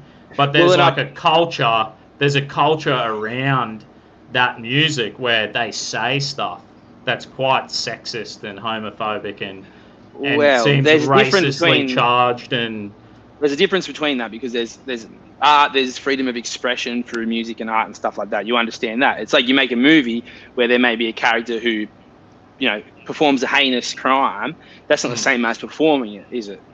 Yeah. You know, so like, I know if you come out and you have like, you know, whatever, racially charged lyrics or something like that, there is obviously a sliding scale where you figure out, well, is that acceptable or is that not? And you just need to apply some common sense to it. And I will concede that there are a lot of people on the left who don't, you know, and there will be, you know, we've had bands and musical acts banned from Australia or banned from playing certain venues and things like that because they have lyrics that people on the left may deem offensive. And I think that is pretty silly, you know. So like, and look, dude, like I said, I'm a progressive, right? Like, I'm leftist, but there's a lot of things on the left that I don't agree with. You know, I think, you know, because I think like I would wonder if we had a freedom of speech platform where it was R18 and you got, you know, you could tune in and you could hear someone, you know, saying what they really believe. Because I would sit here and I would disagree with people, you know what I mean? Yeah. Because I say what I really think. Like, I do say what I really think because I think it's pretty fair and reasonable. And, you know, freedom of speech isn't freedom of consequence. Like I said at the start of the fucking all this, like, if you're going to make comments and things like that, there may be consequences. And if you like offend someone, like, and you know, that's the thing. What offends some people might not offend others. It's okay to be offended, but like, I don't understand how being offended. There's a sliding scale, like I said. You know, like there's going to be, you know, I think it's negative and bad. And I'm Christian, say like I'm gonna fucking kill you, and it's like intent for violence, and then there's real intent, or it's you know what I mean. Like, I understand that's like involuntary. Okay. You know, as a you know, I like that libertarian idea where it's like, or classical liberalism, and it's like you can be as free as possible until that is taking away someone else's freedom, you know what I mean? Exactly. Okay, so that's what I'm talking about. Okay, so like you talk about, you know, people going to church and calling people, you know, the F word and sodomites and things like that. Like, that's infringing on someone's personal freedom. That's infringing on someone's personal choice, right? And that isn't his freedom of speech. What he's exercising is encroaching on someone else and basically being a hate crime. So you can't, like, how can you be, you know, like, that's a thing, So if someone like, says, like, oh, homosexuality is demonic, or, you know, abortion you talk about Israel demonic, Folau. You talk about Israel Folau, right? We bleed into that. So you talk about Israel Folau. So I just want to clear something up first. Like the other night, I watched your stream, and you were saying, you know, people go, "Oh, this is racist. That's racist." The left always used to jump at things and say that's racist, and then you were like, "Oh, well, isn't it racist to criticize Israel Folau?" No, it's not, because no one's criticizing him for being Tongan, right? What they're criticizing him is they're criticizing him for having a view that could be deemed as harmful, right? So that's not a racist. So when I criticize Islam, is that racist? It depends what you criticize Islam for. So if you're just saying, if you're just putting a blanket over people that look Islamic or Muslim, then that's racist. But if you're going, well, I don't like this view, I don't like this about Islam, that's not racist. It's the same as Islam is anyone could be a Muslim, anyone can be a Christian. Anyone. Yeah. But the problem is you have people take that. The problem is you have people that go out there and they go, oh, this is an issue, and then they'll just, anyone that looks like that, or looks like they practice that kind of faith, they are unnecessarily hateful and offensive towards those people, and that's not going to help build a stronger nation or a stronger place and a stronger society, is it? Unfortunately. So you want to talk about the Israel Folau thing, man. Like, so the thing with Israel, like, and this is what I said, no one has an issue if he is Christian. No one cares if he has very strong, deep religious beliefs. This is the thing, man. Like, the left is just like, we advocate for freedom of speech. What we don't advocate is for hate speech, right? That's the thing, man. Like, that's the Do you clear understand, line. like, that just like hip-hop, where there is a cultural context, what people say, there's a cultural context to Christianity. Like, Israel Folau may not have articulated it well, but when Jesus said, if you look at someone with lust, you've committed adultery, and if you look at someone with anger, you're talking about drooling over women before, Yeah, exactly. Like, if you look at someone with anger, you've committed murder. So the thing is, the culture is that of saying, hey, we all need Christ. We're all guilty. The Bible and need Christ. is not. Like I said earlier, that's what Christian, the Bible's not literal. It's not supposed to be literal. It is supposed to be a loose teaching. Nah, it's just supposed to be a loose teaching of morals and stories. And but I agree. That's what you say. But if you follow Christian, if you read the New Testament, they took it literally, bro. If you read the letters of the if you read the writings of the apostolic fathers, it's literal. Well, they say love your neighbor, love everyone, love everyone. Do you know what I mean? That's what. And love is not like letting. Love is to say, like, no, that's not right. Like, if we believe in there's objective truth, like I was saying of Adam and Eve, like, if, that's, we're sitting there and we go, oh, there's an objective truth. And yes, we all have an ability to, we live our lives with a subjective morality. This is our reality. But that we believe that is our reality, but there is an objective moral truth, So then we, as Christians, we're saying, that's our reality. We live that reality. All right. So I'll put it out there, like, that's okay, the culture. That's fine. We don't care that you have. But that's what Israel Folau is saying, dude. When he listed the list, he listed the list and he said these are, things that are going to lead to hell. Yeah. That's a biblical Christian culture. That's and that's fine. Culture. That's our tradition. That's fine. That's his beliefs. And like personally. And I may be a minority as far as like leftist ideals here. I have no issue with him having. I don't think any of them have an issue with him having those views. I think putting those views out there, especially when he's a role model for a lot of people. And the thing is, man, if it was just a dude, he was just a dude, and he put it out there, no one give a fuck. Honestly, there might be a few people be like, oh, righto, like get with the times. It's 2020. It's a progressive society. Get with the times. But the fact is that he's a brand. You need to understand he's a brand, and he is responsible for the Wallabies brand, the Waratahs brand, Rugby Australia's brand, right? So he has a contract where he has to be like a role model. And, unfortunately for him and for whoever else, fundamental Christian ideals written in fucking thousands of years ago aren't necessarily tied to exactly what the Rugby Australia's fundamental ideals are. So that's like, it's against multiculturalism? Like, does that mean you're against Christian culture? You don't agree? No, because that's like to me, that's being against multiculturalism. Like, how is it? Because it seems like multiculturalism is this idea that's put out there, and then it's like, no, We just want everyone to think and do as we say, and that's the limits of your freedom is inside these fine like I said, lines bro, there's you a can tread. difference. There's 2 But that's points. what it is. That is literally what it is. Like that is currently you're crossing what is the line. happening. You're crossing the line into But when Anthony some... Mundine said the exact same thing, and there was no repercussions Dude, people for it, flipped out, man. But Mundine's been getting pillared. Mundine's been getting back. Like, look, have your views on Anthony Mundine. I don't he's been smashed his whole life for his views. His whole life. Yeah, and we used to everyone would watch him and be like, bash his fucking head in. It's pretty funny. Everyone hated him. You see it at the pub. It's pretty funny. He played the villain, man. And the thing is, he's made some crazy calls in his life, right? And like he's an anti-vaxxer and all this kind of shit. Like he's nuts, right? Whatever. Like, but he's been bashed for his views, right? And the thing is, if you have views that malign, like I said, like it crosses into that kind of territory of hate speech and stuff like that. It's biblical text, whatever. So if you say it in a proper context, I say, hey, as a Christian, I believe that you're heading towards a cliff, and I feel it's my duty to stop you, to inform you of this reality. Like, I feel as though this is the truth, and if I don't be honest with you, then I'm doing you a disservice. You know what I mean? So it's more important for me to tell you and sound like a bigot than to have you go off that cliff.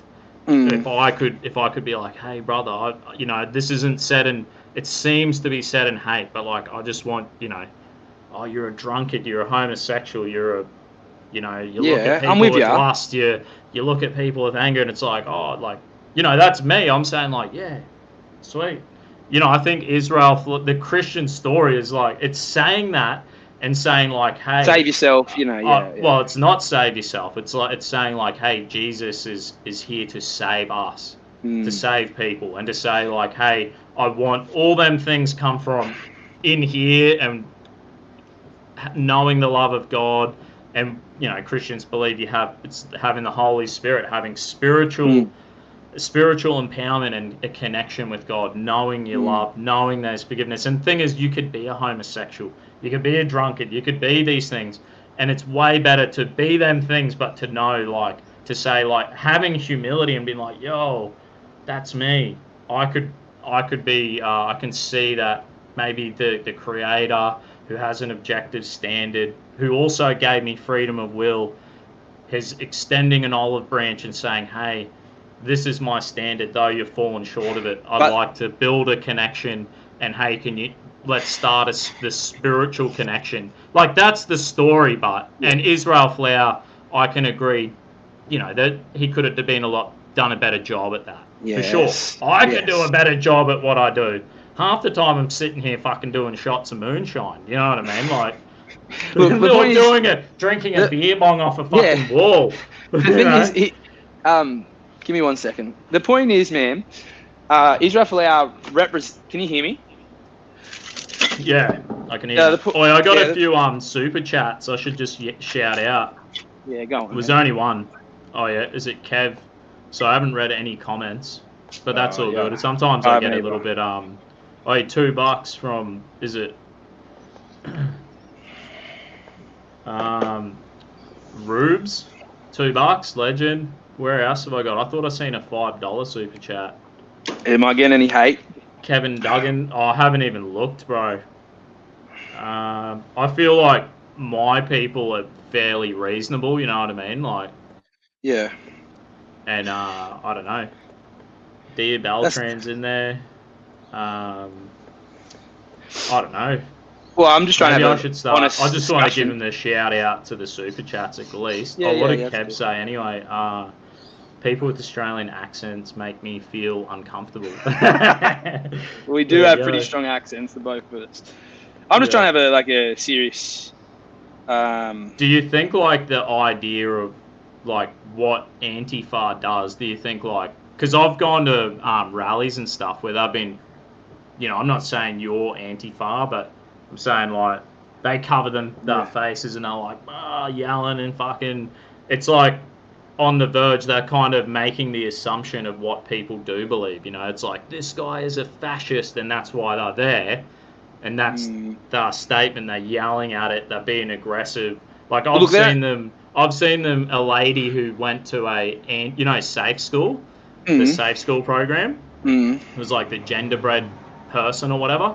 There was an anti-genderbread person rally. This old lady was standing there, and she had like a picture of baby Jesus or something, right? And Antifa like broke through the police and was like fucking bang, like screaming and yelling in her face, like "fuck you, bitch!" Like, and it was like, fuck. It looked mm, like it was about to get violent. You know what I mean? And most people were like, if we intervene, we're gonna get locked up. mm. You know what I mean? Even though this old lady was there, and it was a fucking awkward situation to be in. And I think the cops stood in and then they backed off.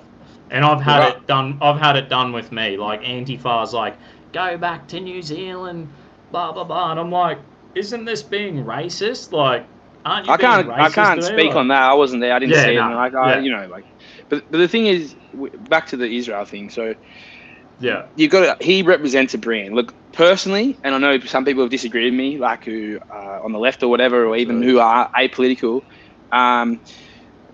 The thing is with that is, so you've got a position where he represents a brand, and unfortunately, he's transgressed on those on the contract. He's supposed to be a role model. So when he comes out and says these things, which slide toward hate speech and stuff like that, sure, he's not coming out and saying "fuck all you guys, you deserve to die." He's not saying that, but he's just saying you're going to get punished for this life that you live and stuff like that, right? Yeah. So then they come out and warn him. They say, look, don't do that. We don't like that. That's just, there's a lot of negative attention. And we think if you want to, and, at that point, I don't really like what he wrote, but I was like, okay, he has the right to say that, right? So I'm agreeing with you there. I don't really like it because I don't think that he needs to say those things or whatever. But you're saying, well, you've explained your position where he's coming out and he's trying to offer an olive branch to these people and try and show them the light. Right, that's his intention. He didn't say it very well. He didn't say it very well. Yeah. But you're saying that's what he's, and I would agree. That's probably what his intention was, right? To say what he said. He has a strong belief. He does it, right? And that's fine because a lot of Islanders are really religious. You're going to get that in their background, so that's fine. And a lot of the Islanders came out and support him. Guys from England and guys from other countries that came out and were like, "Well, we feel that way. You're going to sack us all." So that's fine. You're allowed to have those views. I don't think anyone's got a problem with that, really. Like, we wish you didn't. We wish people didn't think like that. We wish religion wasn't such a driving factor in a lot of people's lives in that way. Like the moral. If the context is said the right way, you know what I mean? Because I believe, that is what I believe, you know what I mean? But then it's like I had two trans kids come into my house for Bible studies, two other gay kids. It was like the nations of the earth. And the thing is, in my home, I had African and Polynesian and Aboriginal, Aussies, gays, trannies. We're all sitting together, you know what I mean, peacefully getting on. There was no That's what we want. There was no bullying. There was no bullying or That's what we want, bro. We just want everyone to get along. We were still consistent with our values. Like, there was no compromise in my home or in my church. We did not compromise with our values. Like, we said, I would say to these kids, I'd be like, look, these are the values. And I'd say what I just said before, you know what I mean? Like, our hope, we want you to, though, that may be your thing, you're gay, you're this, I'm that. We're all there. Whatever it is for us. Dude, and the olive leaf has been extended for us. And, well, that's what Jesus said. And the thing is, it's spiritual. There's a spiritual connection where there's a healing in the heart, forgiveness in the heart, hopefully forgiveness towards other people, and a light-hearted way to live life. You know what I mean? Yeah. And that's the most important thing. And then I would say, from that position, we should still then,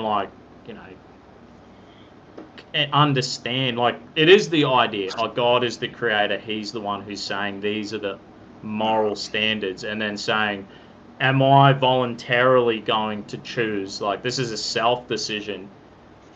And how am I going to live now? You know what I mean? And that's the choice. I never say to young people, I say, I'm not here to tell you. It's like, this is the standard, this is the culture, receive this forgiveness, live a life of forgiving. And this is Christianity, this is the culture, this is the standard. And whether I continue to be a drunkard, or be a mouth and be aggressive, or, be aggressive to people, or be a drunkard, or, be lust-driven, I'm falling short as well. Now, like Christianity, there is a scale of sin. Wherever that scale is, we're making judgment calls. Christians are making judgment calls because we go, this is the standard, this is our reality. See, and that's my thing. We or whoever just don't think that the standard should be in your eyes for your community. Sweet. We just think and a lot of people on the left just think, hey, just let people have their own social liberties and do their own thing. That's their path to walk. That's their cross to bear. That's whatever they want to do. But the problem is you have like Christianity and things like that want to push ideals on people, and that's where we're like, well, we don't really fuck with that. That's not right. And that's what you're doing with we want to be evangelistic. Like a part of Christianity is to and that's fine, but we don't think you should shove out. We love freedom of speech because freedom of speech is the vehicle that grows Christianity. No, like I was saying, it's not. If people go there and run around saying God's a liar, you wouldn't like that, would you? Well, the thing is, I may be offended or whatever, but if I have freedom of speech, I can talk to them about it. Yeah, well, that's what we're doing now. I can discuss it to them, Yeah. So the thing with say, hey man, I actually, Yeah. Because the thing is, like, if I say to you, like, oh, bro, what, if I believe there is an objective standard and you don't, you're just making up your standard through your reasoning, No, because I think because you're saying now that people need God to know what's right and wrong, which I don't think is true. I think we are born and taught what's right and wrong. I think we kind of understand what's right and wrong. But I do believe, and I've said this already, I do believe the Bible is quite a good measure to have like your morals and things like that come from. Should it be taken literally and you live every day in that way? Maybe not. Maybe it is just a story. Because you got to think about this. Say the Constitution in America is written like hundreds and hundreds of years ago, and how many amendments have happened? But the Bible's had no amendments to move it or to update it into what modern society is. So you got to understand, like, it's probably plausible to say that it may be a little bit outdated. Do you know what I mean? Like, there may be certain values that are different now than what they were now. Society has progressed. Well, the thing is in the culture, when the New Testament was preached, homosexuality was more than it is now. The polygamy, homosexuality, it's just a fact because we know the way the temple system. I don't know about that. Yeah, well, if you look up the Roman and Greek temples and how they worship, it was all they had. Pretty much temple prostitutes, and there would be they would go in there, and there was all sorts of different ways. It was completely normal. Look, we know the historical fact. They were countercultural back then. In teaching monogamy was countercultural back then. Heterosexual monogamy was countercultural then. I don't know if I agree. Now it is. It's just historically we have to. That's what. We know it's the truth, man. Look, honestly, I'm not aware of that, but that's fine. I'll take you on your word. I am skeptical, but I'll be, in the show of good faith, I'll take you on your word. But talking about the easy thing, so I said, we have to be consistent. That's all. We want to be consistent with our beliefs. That's fine, and be consistent within your community. And forever. Being consistent within your community, and if you want to extend olive branches, that's fine. But when the olive branches push back, that's when you should be like, respect other people's freedoms and respect their path that they're on and what their choices are, right? And I don't think that's an unreasonable request. Yeah, because that actually, I feel like, like I said, the Adam and Eve story, that's a good foundation of understanding freedom. You know what I mean? And saying, this is a reality we live in it. Are you there? We dropped out. Bang. I'll read a bit of the comment section for a tick. Where are we going? Dear Beltran.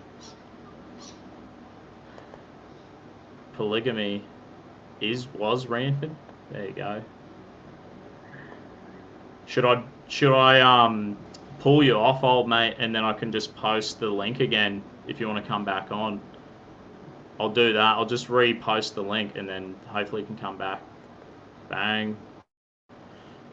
I'll just post the link again in the chat.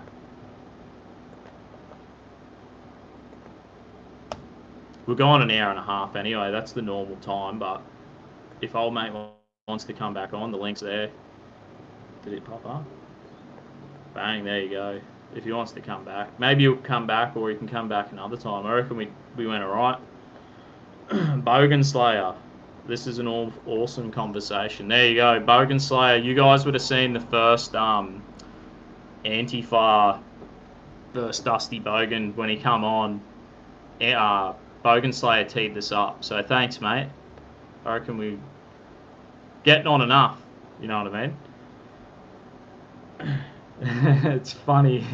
Yeah, oh shit, that's funny. But on the bottom of the screen, Dusty put Dusty versus Antifa. Yeah, old mate Bogan Slayer, I teed it up and I shared it to him and I was like, this is the title. And he's like, oh, can you change it? And I forgot to buddy. And I haven't been reading the comments, so sorry about that. I can do this. Bang. Hide it. I didn't even notice. Thanks for pointing that out. That's probably a bit rude to old mate, because like he said, he's not, he's like, oh, I'm against fascism, but I'm not a member of Antifa, so there you go. My mate is left like me, Bogan Slayer reckons. Oi, Bogan Slayer, message your mate and see if he's done for the night, or there's internet drop out, or I don't know what's going on. Go Dusty, go Dusty, lead into the glory of the gospel. That's so funny. Thanks for the super chat. Should we fucking yeah, I didn't even read this before. Being mean should be illegal for sure. That's so funny. I love that. Peace to everyone here. Deadbeat the legend, long time fan. Fap is a racist. Hey, Loco Bogan. Oh yeah, there we go. Just the creeper here to say great video on both parts. I reckon it'd be good if we like get more of this going, eh? Because sometimes it's been like echo chambers aren't good. You know what I mean? That's why my Telegram's open to the public. So, and I welcome all people to jump on the Telegram. I should post the link. I haven't even checked fucking D Live once. Shit. Bang. Sorry, old mate. If anyone comes back into my stream, I'm in D Live at the moment. Fuck. Lude donated an ice cream. Sweet.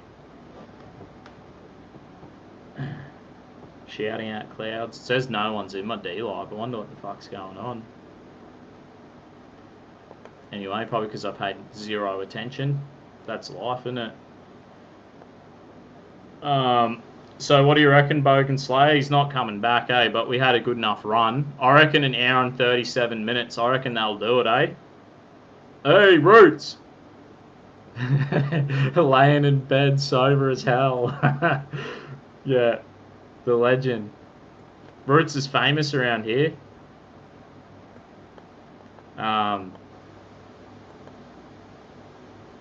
I reckon you need time to regroup and have another chat. Yeah, we'll do that. We'll wrap this up, and anyone can be a fair Christian. Yeah. He still wants to chat. He wants to rejoin. Oh, okay. Yeah, we can. He can do that if you just need to have a break. Or I don't know, his internet fucked up. It's happened to me before. My stream dropped out the other day. I had we just did a D Live, and there was like 4 of us on it, and my whole fucking computer dropped out. Bang, dropped out on me, and and then I turned my computer on, re-entered into it. Took fucking ages, and the stream continued going, and I rejoined the stream. It was in the cloud. I reckon we just wrap it up. An hour and 40 minutes is bloody long enough. Don't go anywhere, Dusty. Yeah, well, do you want to jump on yourself, Bogan Slayer, for a minute? And because I probably will if he comes back on, we can come on for a wee bit, and then we can re-engage with another live down the track. Because my missus is, she always like gets to an hour and a half, and then I'm afraid the hands will come in, Oh, you fucking help me. Anyway, I'll read it. I'll pull up an article.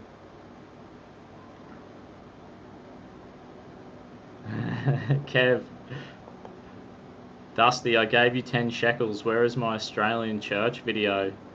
Yeah, brother. I know. I should do a church video. All right. Hey, brother, you back? Yeah. Our really good internet in Australia that the libs fucked up. Don't worry, 5G's coming to save us, bro. I just want to. Yeah. Fuck.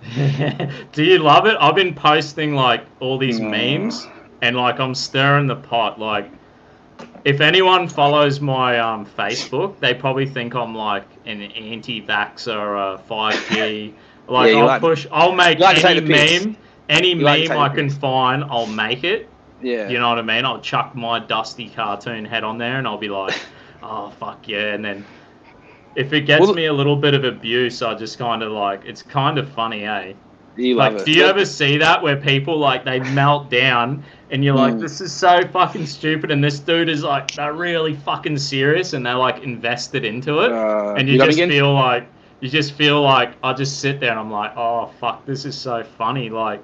Yeah, I don't really go out. Even though I love them, I don't care, like. Yeah. I could be like, bro, I'm just breaking your balls, like, you know what I mean? Let him go for a bit and be like, just fucking. Yeah, I've been getting tagged in this weird thing about like, it's a QAnon conspiracy. I don't know how much you know about that, but they're getting tagged this weird QAnon thing where it's like, saying that coronavirus is all a shield so they can like put up 5G, and then all the cabal of pedophiles are getting arrested, and it's Trump's 5G the white hats. I was gonna pull it up, bro. If we didn't do this today, I was gonna read like I found like the story of the white hat. So there's like this theory of these white hats, which is like the cowboy with the white hat was always the good guy, and then the cowboy with the bad cowboy had a black hat. So it's like there's this mad fucking story going where there's like some kind of underground fucking battle going on between the white hats and the black hats. And I think they're saying the fucking, the makeshift hospitals, they're like, oh, they're just putting that up, and then it's like actually white hats fucking coming from underground. I fucking love it, man. Yeah, I don't buy into conspiracy theories too much. I think they'll... But it's enjoyable, right? Like, you can't say it's not fucking funny to, like... It's just a mad story, bro. Like, it's pretty like invented. Yeah. It's like Narnia or fucking. Pretty much, pretty much. It's a real like. That's why I like. I feel like. I feel like there is a point of understanding like the way people talk, and like, you think it's like hyperbole. There's a bit of metaphors and stories, and like I think like I value that, you know what I mean? Like I find like a real value in that, and I think like that's the thing about like Aboriginal culture, that's how they did it, man. Like they didn't say that plant is poisonous. I reckon they said that plant was poisonous for 1,000 years, didn't fucking work, people kept eating it, so they were like, they probably tried PPE, bro. They probably tried fucking toolbox meetings and safety meetings. It didn't work, so they had to embed a story about that plant, and they had to make do a dance. They had to have a bit of artwork, a bit of, you know what I mean? They had to embed it in the culture. Stuff. Yeah. They had to embed it in the culture and get it into the heart of the people, and then they're like, and then it's like, oh, and then we seen people weren't eating that plant, and they were like, success. We saved people's lives, like. When they lived the culture, it changed them. You know what I mean? So what about, you're talking about like Christianity and things like this, and like I've said, I think we need to do it, bro. I think like what about other cultures? What about other cultures? What about Aboriginal teachings and things like that? Oh, they need to do it, bro. I think they need to do it. My Aboriginal boys, right, who would come here, I would be telling them Aboriginal stories. I'll be like, bro, do you know this? Do you know this? It's important to be in touch with your culture. I haven't disagreed. And I'll be like, brother, like and they'll be like, oh, sick, like mad. But do you think Christianity should be overarching of all that? Do you think that religion should be the defining factor in people's lives? I think like we as Christians, like I entered into Christianity voluntarily. You know what I mean? So it's a voluntary choice. That is my duty to make Christianity. I'm not saying I'm doing I think I could always do a better job at it. You know what I mean? But I want to think that I'm making Christianity palatable for some people who are like me. The thing is, like, there's people who aren't like me. I'm not after them. I'm talking to my people, bro. I'm talking to people who are a bit weird, they're a bit freaky, a bit fucking, they like a bit of getting up to no good, a bit of a shit stir, a bit of hyperbole and carrying on. Like, that's who I'm after. That's who I'm after in this world. Because someone went for me. People went for me, and they changed. Like, Christianity changed my life for the better. And someone extended the olive leaf. Someone brought me into the culture, and they did it their way. Like, the boys who brought me in, bro, it was like 3 blokes who were Christians, 1 Mexican dude, a Papua New Guinean dude, and an Aussie dude. And they were just the funniest, coolest dudes, bro. It was like jackass. Like, just having a fun. They didn't take drugs. They didn't drink piss. They treated women good. They had good values. They had a good time. They were part of a youth group in a church and in this community and culture. And I was like, dude, that's what I really need, because my life was going to prison or a grave. You know what I mean? Or addiction. Like, that was, everyone around me was on. And a lot of people do find salvage in religion, and that's fine. Like, I'm fully, like, I've said it several times during this little talk. Like, I have no problem with people following a religious lifestyle. I never have. Like, other people may have an issue with it, you know what I mean? But like, I don't. And like you said, the further left you may go and the further right you may go, that's when sort of religion starts to, become less of a thing, So when you get to authority, because some people use it as a tool, right? Like, of authoritarianism and stuff like that. It did get used as a tool, like, so, and it even is today with the church. Like, you're talking about how the church will cover up for, heinous crimes and things like that. And look, I got no problem. I think, everyone just needs to find like a place that's good and we treat each other well. And that involves, letting people make their own choices and do their own things and have social liberty and stuff. And I think you agree. You just have sort of, have morals. You just have certain morals. I want to have the world where I was free, someone was free to engage me, I was free to accept them choices, I'm free to live my life, because I'm quite conservative personally. Like, I actually am quite conservative in my life, but I joke around, I swear and have drink, and you know what I mean, but I live quite a conservative life, and I would love that for me and my children, because I grew up, man, and I didn't have any morals, dude. Like, drugs were given to me as a child, like, it wasn't good, man. I had a lot. Strippers were given to me as a child, dude. Like, weird shit, bro. Like, I was not told, or there was nothing about valuing women or valuing sexuality or anything. There was no. There was these guys that came to you and they gave. Oh no, I'm talking about my family. Like, even my family, I'm saying but those 3 guys, that helped you find religion and stuff, they put you on a good path. Is that what you're saying? Yeah, I was able to step into, because Christianity, it's like, it's a whole culture. I understand. I mean? Like, I went to Christian school. It's just like I'm saying, like, about the Aboriginal kid or the Aboriginal people who would eat that tree, who would eat that poisonous tree. Like, you need a culture. Like, I would never tell anyone, like, I would never tell a person, like, you shouldn't be gay, you shouldn't, don't have an abortion, stop taking drugs, stop doing this, stop doing that. Because I could not do the shit I'm doing outside of community, outside of a culture, outside of, I believe, spirituality, where the sense that I feel a sense of real forgiveness that's changed my heart to forgive other people. Because the way I live my life, bro, like, you could see, like, I stir the pot, I joke around. You create a lot of enemies. You piss people off. Well, that's what you've done. People you've put a target on your head. Yeah, you put a target on your head because you've purposely gone out there to stir the pot. And like, there's one thing to stir the pot. Like, and this is the sort of the core what we're talking about. There's one thing to stir the pot. There's one thing to have fun. I love a bit of banter, mate. Like, I say some red hot shit myself within, the proper context and stuff like that. Do you know what I mean? Like but when you start putting those views on a platform, like a public platform, and those views could be construed as being, dangerous or mean or whatever. Did you see our banner we put up? The COVID-19 made in China. Did you see that or not? Yeah, I did actually. Yeah. See, look, the thing is like, because you know how I was like, look, this is about manufacturing, and I said it's not about Chinese people, because like I see. But you're gonna get people that can the value. The two. That's the problem. We wanted to do something, but honestly, like I don't fucking hate Chinese people, like if like I don't blame.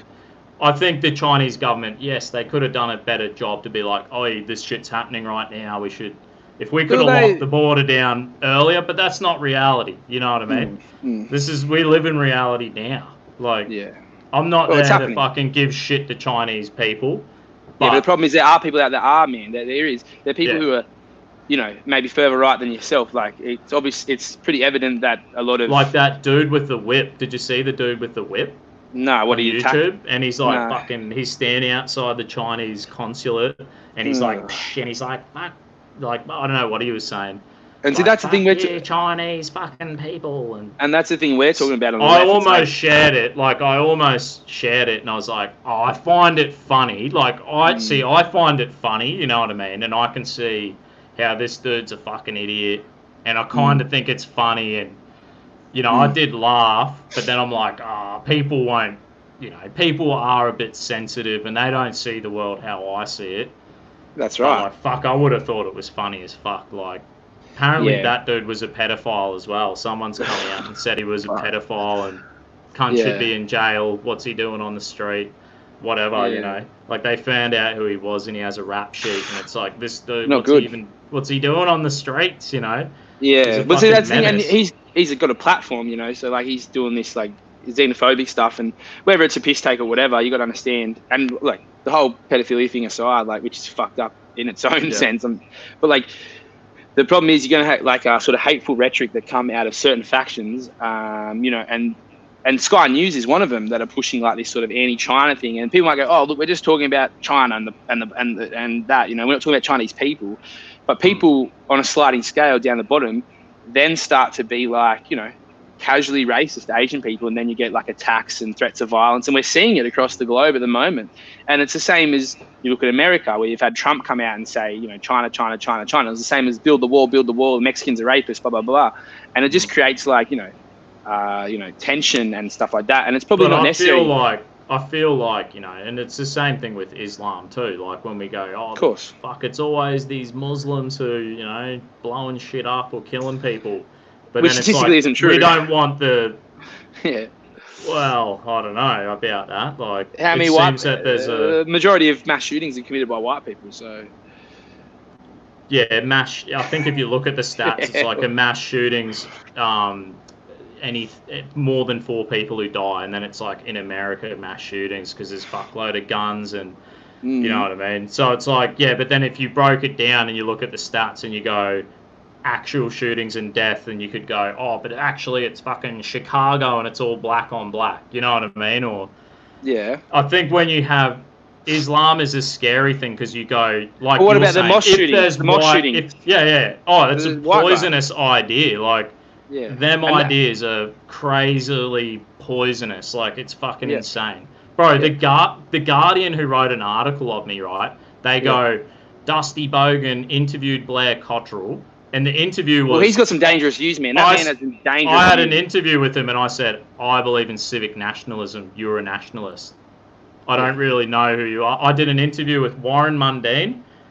He walked out, Blair Cottrell walked in, and then it was... I'm a civic nationalist, you're a nationalist. And the Guardian said, Dusty Bogan interviewed Blair Cottrell. The dude who shot up the mosque in New Zealand said something nice about Blair Cottrell. Do you know what I mean? And it was like, and then it's like, and Dusty Bogan also did this Look, Blair's got some pretty joke with bad views, man. He's got some bad views. But the thing is, like, you know, Ben did this interview with Bob Catter, and it was trying to like, and if you read the White Rose Society, it went even further, and then it was like Bob Catter's a part of the CFMEU union, and Albanese's a part of the union as well, and the Labor Party's been taken over by right-wing extremists. So they used me to tie the mass New Zealand shooter to Albanese. Like, sounds like a reach. That was sounds like a reach. It was insane. Yeah, but look, like, that's not there's fake really news on both sides, man. I'll fully like you know. I feel like I can be honest here, and I feel like I've been like pretty forthcoming. I'm not extreme on either each way, but I feel like I represent a pretty decent part of like people that think a certain way and lean left, yet aren't like extreme, but can see ideologies and ideas from the right and sort of take it, you know, face value and try and have an open discussion. So the thing is, I think when you start dipping into like, you know, Blair and his ilk, they have some pretty, you know, bad views are really, really, really harmful. You know, like the whole anti-Muslim or the Islamophobia and stuff like that, man. You really start to press into like a pretty... I had a local mosque, right? I used to play basketball with Muslims back in 2000, and I think it was 4 or 5. And they go, oh, the imam's going to come down and talk to you everyone about Allah. And keep going. Yeah. It was 2 minutes into the conversation. This dude from the mosque, he's like, there's going to be blood on the streets. And he's like, we're going to take over. And all this crazy shit, eh? And I was like... I'm like, but like I wasn't a Christian then. I'm like, isn't religion about love? Like, didn't Jesus say love your enemy or treat people how you would like to be treated? And he's like, Jesus is a prophet of Islam and all this. I'm like, he said like the dude was crazy. I'm like, but I'm like, people have guns. Like a cop could shoot you and stop you. He's like, there'll be a time where gunpowder won't work. And I'm like, what the fuck are you talking about? Like, we get extremists. Yeah, I don't like that. Do you know what I mean? Like, I don't fuck with that kind of extreme. I don't fuck with any extremists on any sort of level, unfortunately. Fortunately, you know what I mean? Like, and that's the problem. You know, the ideology. Because I was still mates with them Muslim dudes after that. Yeah, like, it was weird because them boys, it was like they heard it 1,000 times. And this is the thing, like, a lot of it. They just was just like, like they were just like, oh yeah, whatever. And I'm like, okay, this is fucked up. Like, is this what people are listening to? Like, that's way more dangerous than what Blair Cottrell will be saying. Like, I don't know if Blair Cottrell's ever said anything about hurting anyone. Like, I don't even know what he's advocated for people reading Mein Kampf in schools and stuff. Like, has he? I mean? I don't even know what he believes in, man. That's why I wanted to interview him, because I'm like, this dude's fucking... Yeah. I think Sky News just interviewed him, and the whole world was like, fucking, they shouldn't have interviewed him. I'm like, fuck yeah, this would be awesome. Yeah, and same thing with Warren Mundine. I was like, oh, fuck yeah, this dude's awesome. Like, because, I did a lot of work with young Aboriginal kids at the time, and I was like, yeah, my boys will be fucking, I hope they look up to Warren, because he seems to me like a real kind of, he doesn't perpetuate like a kind of victim mentality of Aboriginal people. Like, he's real, like, he's kind of like, you can do it to the young people. Like, people could look at him and be like, yeah, sweet, I can fucking make it in this country. I can. Well, see, I've got my views on that. So I grew up with a lot of Aboriginal kids, and I'm pretty involved with, a lot of the culture and stuff like that. And but like, I think with Warren Mundine, like, he's welcome to have his views and things like that. That's perfectly fine. He's pretty conservative. He's just, conservative older man, and he has that, pull himself up from the bootstraps sort of ideals. And that's fine, man. Like, I have no problem with people that have ideas like that. But I do think that within our Aboriginal community, we have done a lot of damage to that community, stemming back to, the First Fleet and stuff. And there's just so much proof of like how much pain and, hardship we've caused that community, the stolen generation alone. Like, we're not talking about 100 years ago. We're talking about like our mates' grandmas.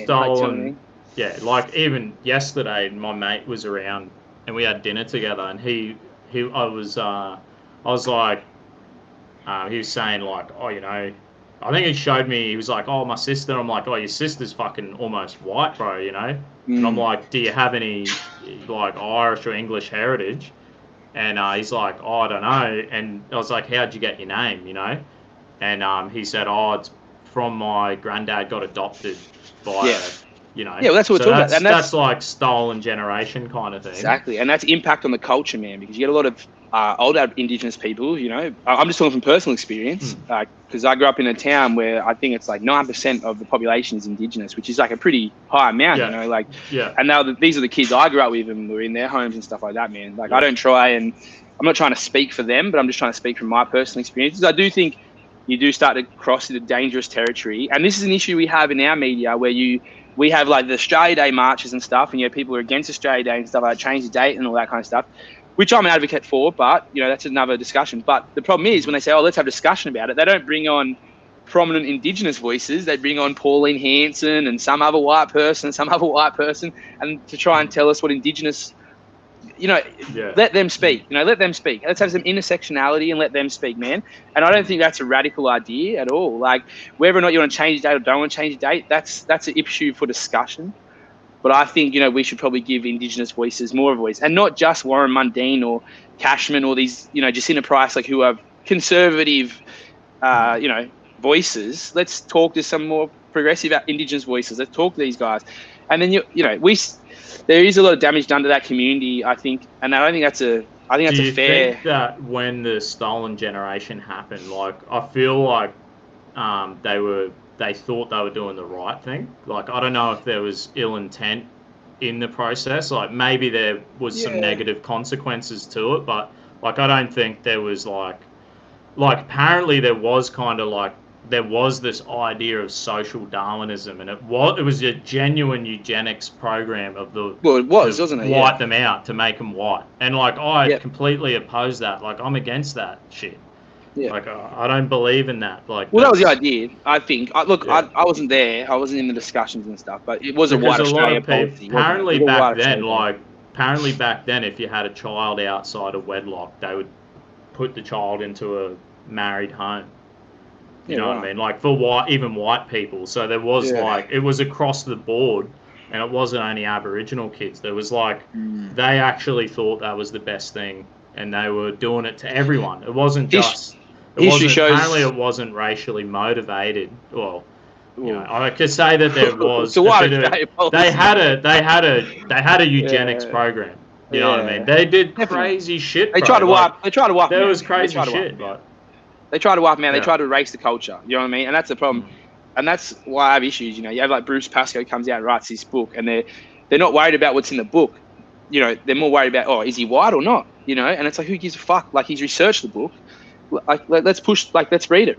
And then you've got Andrew Bolt comes out, you know, who's like a nationalist, basically. Yeah. You know, far right guy, I definitely think. I don't think it'd be hard to argue. And then you do? I reckon he's good. I think he's terrible. He's fair and balanced. What's fair and balanced? I think one of the first books I read was an Andrew Bolt book. Like, I thought it was really good. I wouldn't say. Well, look, you might agree with some of his views and stuff, but to say he's fair and balanced, I don't agree with all his views, because I don't know all his views. But I know he's definitely not fair and balanced, though, because I don't think he's even a Christian. So he comes out and, like, he'll come out and you know, like, he's defended pedophiles and stuff, man, like, several times over now. You know, like, he's not fair and balanced. He's a fucking idiot. And I don't think he believes that Pelt. Yeah, I don't think he believes Pelt did it. I think he believes he's innocent. So, I mean, he's not guilty in a court of law, man.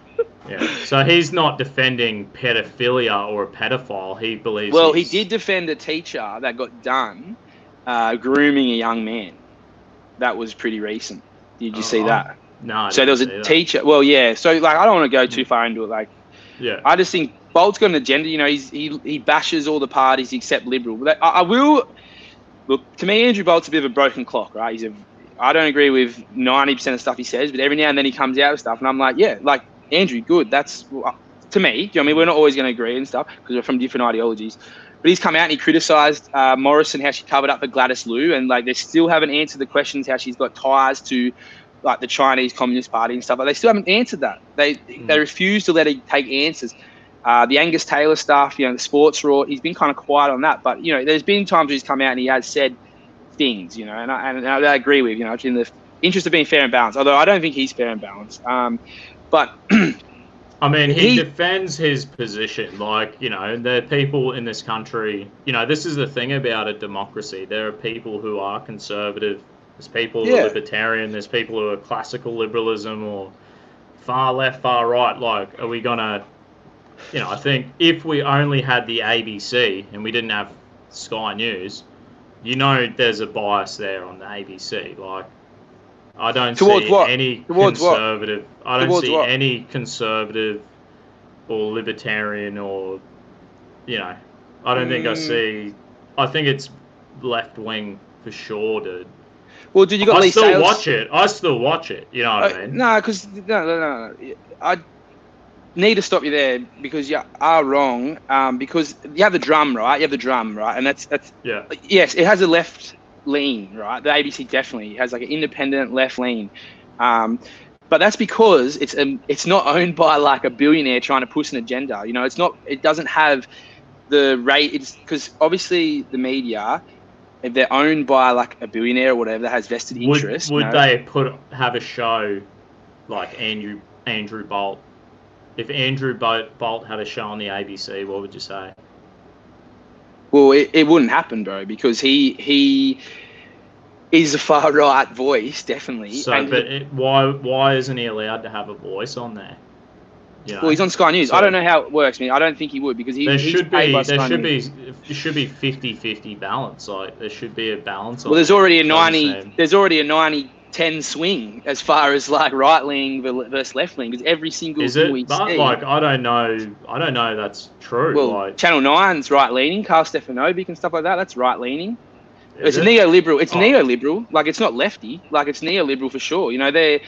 They push the liberal agenda. Civic nationalists more, just like I wouldn't say give everyone a fair go. like they're just like they think everyone like Joe here Hildebrand gets and stuff like that. They're just rich people that don't understand how working class people live. So their agenda is like neoliberalism. Like that's fair and that works for me, but they're not really representing what working class people are and whether that's left wing or not. Like the majority of us are working class. So my whole thing is left versus right. I'm working class, bro. I'm like finished school. I finished school, bro. I could like barely spell. I just snapped all the tendons on my foot. My foot was like this, bro. You've had a few injuries, haven't you? The doctor's he's like, I can't do anything. I should have gone to a different doctor. It's my fault. I limped, bro, for like 3 years. And I was just like, I can't do anything. I'm fucked. Physically fucked. I had a terrible education. I didn't, studying's not for me, man. I was like, I'll just do the shittest labouring job. Like, found the shittest job I could do, got paid fuck all, and I did that. And I've worked, 2 jobs, always had a side hustle job. I've always been volunteering, always been giving to my community. And dude, I've travelled, I bought a house, I've, got married, I've put myself in a real good position to start a family. It's been it's not easy, but anyone could have done what I've done. I always tell the youth boys, I'm like, I don't believe that if, say there's a gay transgender or transgender Aboriginal, I think that kid has the same opportunities as I did. If that transgender kid had an injury and had a poor education and he was trans, I believe he or she could still achieve everything I have achieved. I believe that in Australia.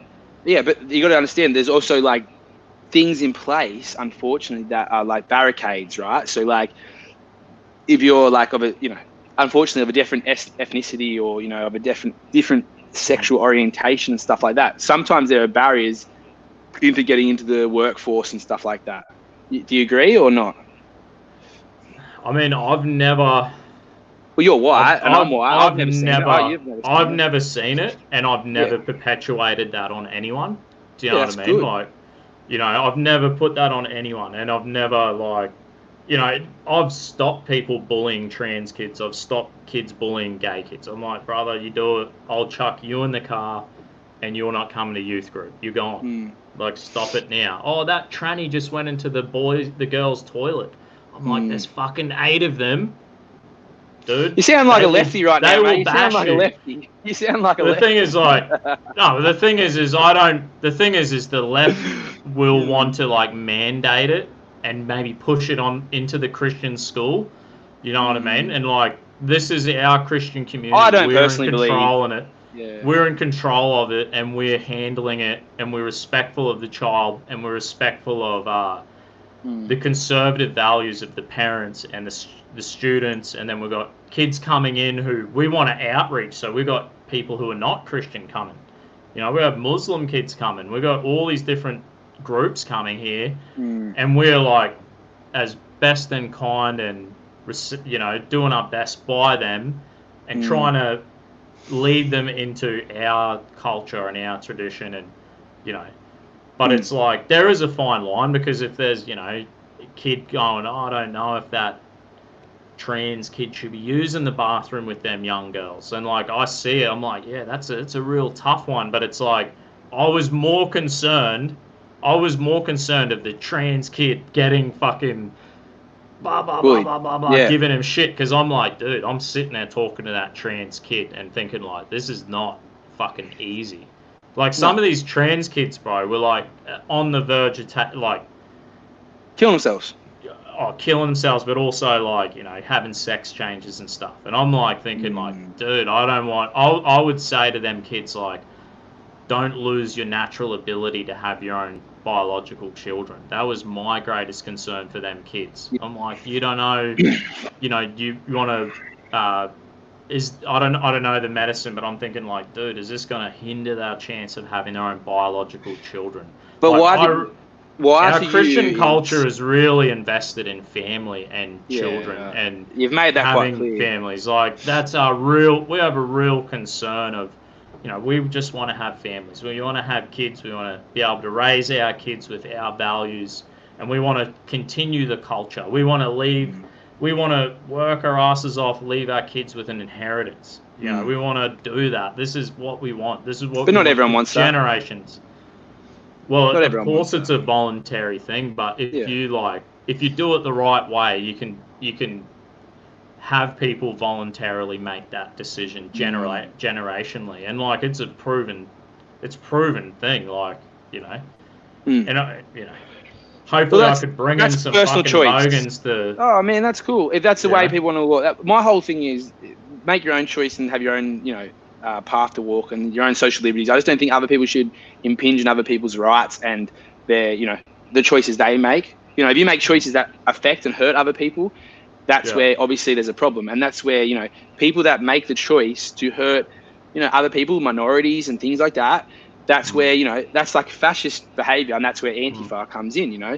And I don't think that's ridiculous. You know, I think the problem is people on the right is using violence. Like, if someone's just trying to defend their culture or their tradition, or like, this is my worldview, and they're doing it without any violence, they're verbally encouraging, creating a culture around these ideas, and if they're using their democratic right to, you know, get political parties in or voted in and change the law, what's wrong with that? Like, if they're not hurting anyone, like, I don't know, like, I don't know, I would do that. I believe in encouraging people to vote more conservatively, or on the side of freedom and, you know, freedom of speech, freedom of religion, protecting my culture and my interests, you know, and this nation. I don't believe in open borders. I don't believe in the problem is, man, the nation with immigration, or, you know, I don't. I believe in, you know, protecting Australian jobs. Like,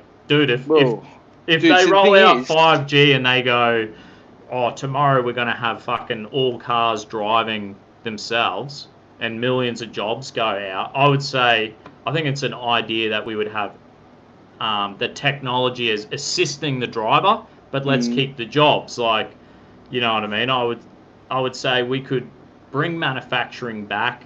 We could probably create things here that are, and do it in a more environmentally friendly way. We could do, you know what I mean? If we're going to see mines disappearing, because mines are going to be opening in fucking Mongolia and shit, and the mines just won't be an option in the future.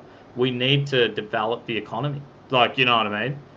We're probably going to need, through manufacturing, agriculture. Arts and culture. You just had the Liberal Party shut down the arts sector.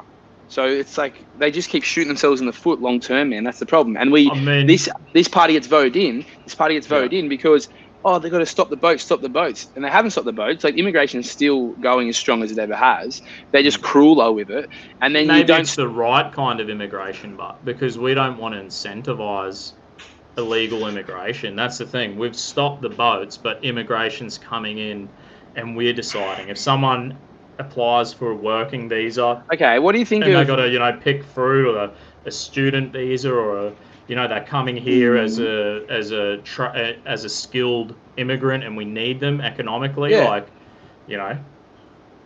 Like I'm all for that. Like I think I would love to see. I do think we should try to grow. I'm pro family. I think we should grow the family, encourage families, incentivize people having bigger families. I think we could have natural population growth. Yeah. And I think we could have, to achieve that, we have to change some things. And we could,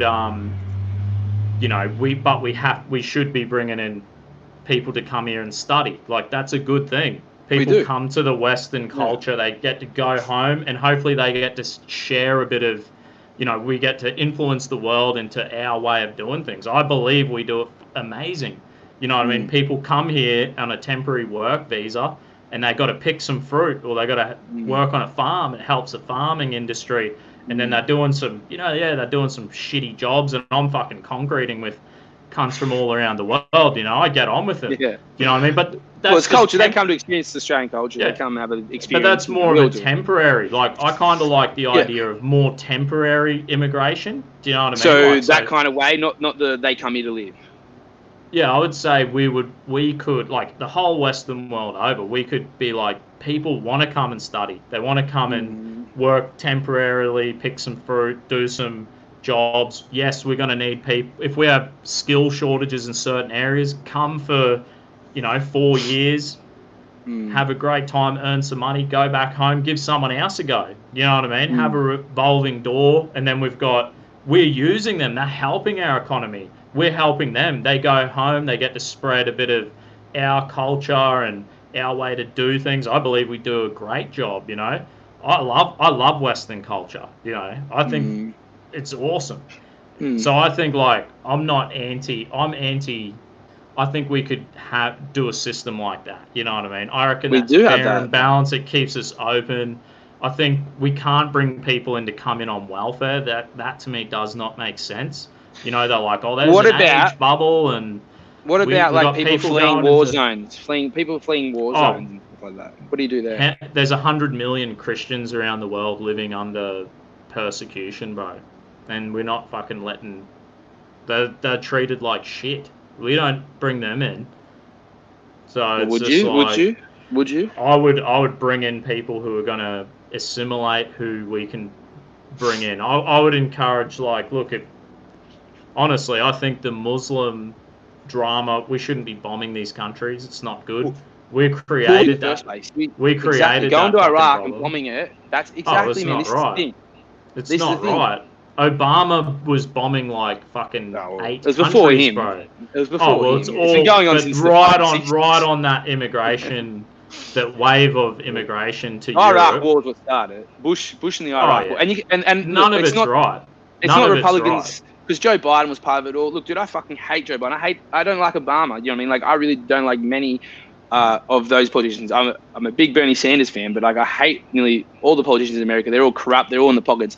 Fortunately, we aren't quite as bad here, although I feel like we are slipping that way with lobbying and stuff, and especially the Liberal Party, who do put money over profit over people, and they are quite corrupt. So I'll give you an example. Like, there was a small country,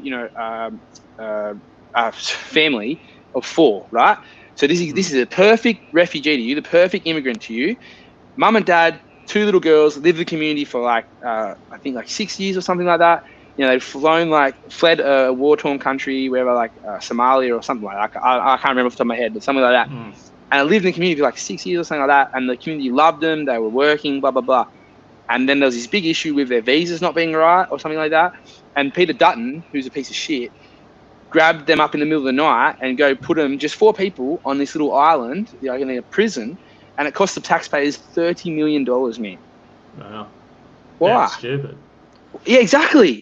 It is stupid. They could do a way better job. Like, Yeah. dude, my church had a Tamil service where people from Sri Lanka were coming in, right?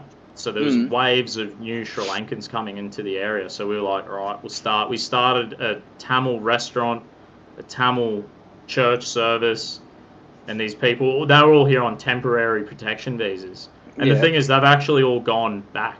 Most of them have gone back to Sri Lanka. Yeah. So nice place.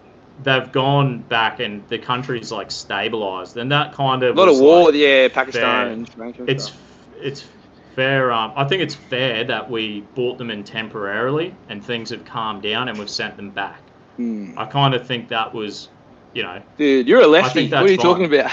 But temporary visas are responsible if we can help people. But we've got to have. That's what it's all about. We can't save the whole world. You know what I mean? And we can't flood. If you. The truth is, dude, like my first speech at a, like Reclaim Australia, my first speech there was like, this is a democracy. What are we reclaiming it from?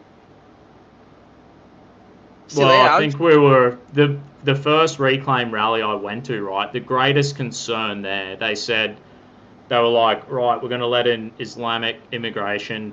And they said, all we need is 0.1% of them to commit a terrorist attack, and then we lose so many rights. We have the government spying on us, and they're like, we're not interested. Why are we doing this? Like, that's just there was a bit of a. That was the main. Idea. You know what I mean? People were just like, oh, this is not. And I do believe if we're going to migrate people, we should have people who are going to, there is a certain amount of natural. There's a certain amount of like integration that we do want. Like if you bring a Filipino in who's like, yeah, we'll go watch the football and we'll have a beer, or the Muslim dude is like, I don't drink, I'm not going to come to the pub, and you're just like, dude, it kind of like puts up all the. Well, I know, go on the footy, completely covered herself. Like it does create a barrier. Like if we bring in Latinos, or Eastern Europeans, or Christian Africans, or Hindus, or Buddhists, or Filipinos, they have a beer. They'll come to the sports bar after work. Like it seems to me that what you say, Muslims don't.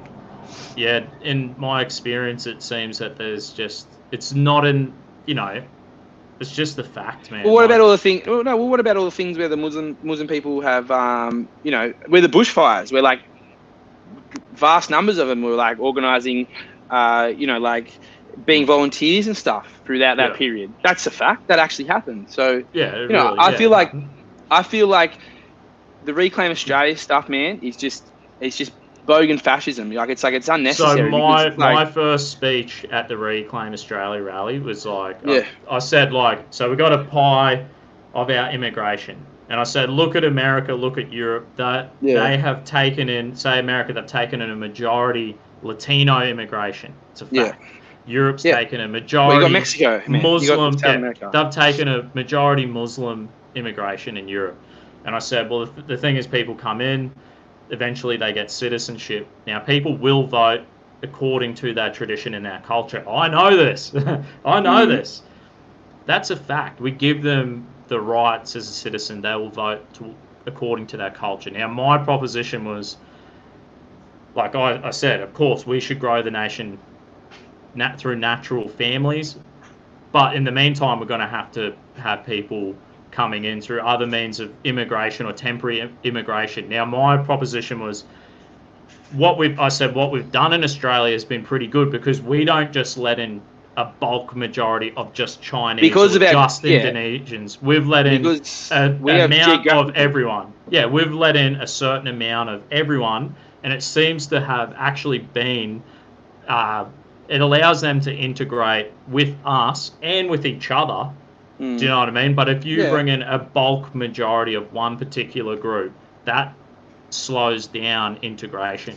And you could argue that it does pose it does you pose a have problem. to You can argue that, integrate. yeah. You have to integrate economically. Number one, like this country, we have to work. You know what I mean? If we have an age bubble and there's more people heading into retirement, it takes like they say 4 taxpayers to fund every pensioner.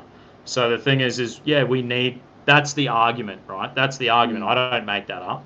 So the thing is, if we're going to bring people in to be we need to bring people in then to be taxpayers to economically integrate, number one. And if there is economic integration, that's where it's, dude, let's go to the sports bar and have a schooner. And we're all fucking sitting there watching Mundine being a dickhead, and we're all like, bash his fucking head and whatever. Yeah, you know, I like, don't think going. I don't think going the like. I get what you're saying. I do. So what like, I'm saying is, I don't think going to the pub and that, having a beer. I don't think going to the pub and having a beer is integral to becoming like an Australian or being part of the community. Just I think an that's example. No, I just know. An example. Yeah, I'm following. But like work. We need immigrants to come here to economically some of the immigrants, participate. I know there's this huge thing perpetuated where it's like immigrants don't work. Like, dude, like. How many fucking services? I'm a concreter, bro. I'm working with these guys. Like, exactly. These dudes they are work, all good. dude. Like, they do they're work. all good. That's the lie that. See, this is the thing. Not to be facetious or anything, but there's a lie perpetuated by people on the right where it's like, oh, they take all our jobs, but they don't work and they're all on welfare. Like, which one is it? Which fucking one is it? Like, pick stupid. one. It is. But we have to have a system where we say, look, if they're here, they're just milking the system. They're taking it. Oh, that is considered breaking. But if someone is, I'm not saying that they are. Yeah. On an individual basis, case by case, you go, this dude has come here, he's milking the system, he's getting all the benefits, and he's selling drugs to the side. He's milking the system. He's not paying tax. But why people do that anyway? Why people do that? Kick their asses out. You talk about the bloke that bought all the... If I did it, send me back. If I break the law, if I'm to New Zealand, I'm a New Zealand citizen, bro. I'm not an Australian citizen. Are you covered by this JobKeeper thing, or are you essential? I'm essential. I was fucking concrete essential. I'm like, brother, send me on holiday. I've been concreting for 14 years, so I'm just like, we're getting a month off. Bro, I've had to work as well, but I've had heaps of injuries, but you got to be real fucking careful, you know. Yeah. Well, so if you, how long you been here for? Oh, since 98. So I'm like, I'm like in the zone where, you know, I get all the rights. I get all the rights, but I can't fucking vote. You can't vote. I can't vote. I want to become a citizen, but But the thing is, like, my position is, if I'm breaking the law, send me home. You know what I mean? If I'm here and I'm proven to be a dull bludger, doesn't want to participate, they've sent me to work for the dole, I don't even want to do that. Just fucking send them back. And I'm talking, doesn't matter the colour. I don't care about the colour. Right. If he's a fucking Irishman or a Kiwi, fair is fair, man. There's got to be, like, the Magna Carta, man. That's a foundational... This is a part of that's a foundational document where I'm not better because I'm the fucking white male or I'm the king or she's the queen. Well, that's the problem. It's meritocracy, bro. It's one law for us all. It should be fair. We're not a meritocracy here, though.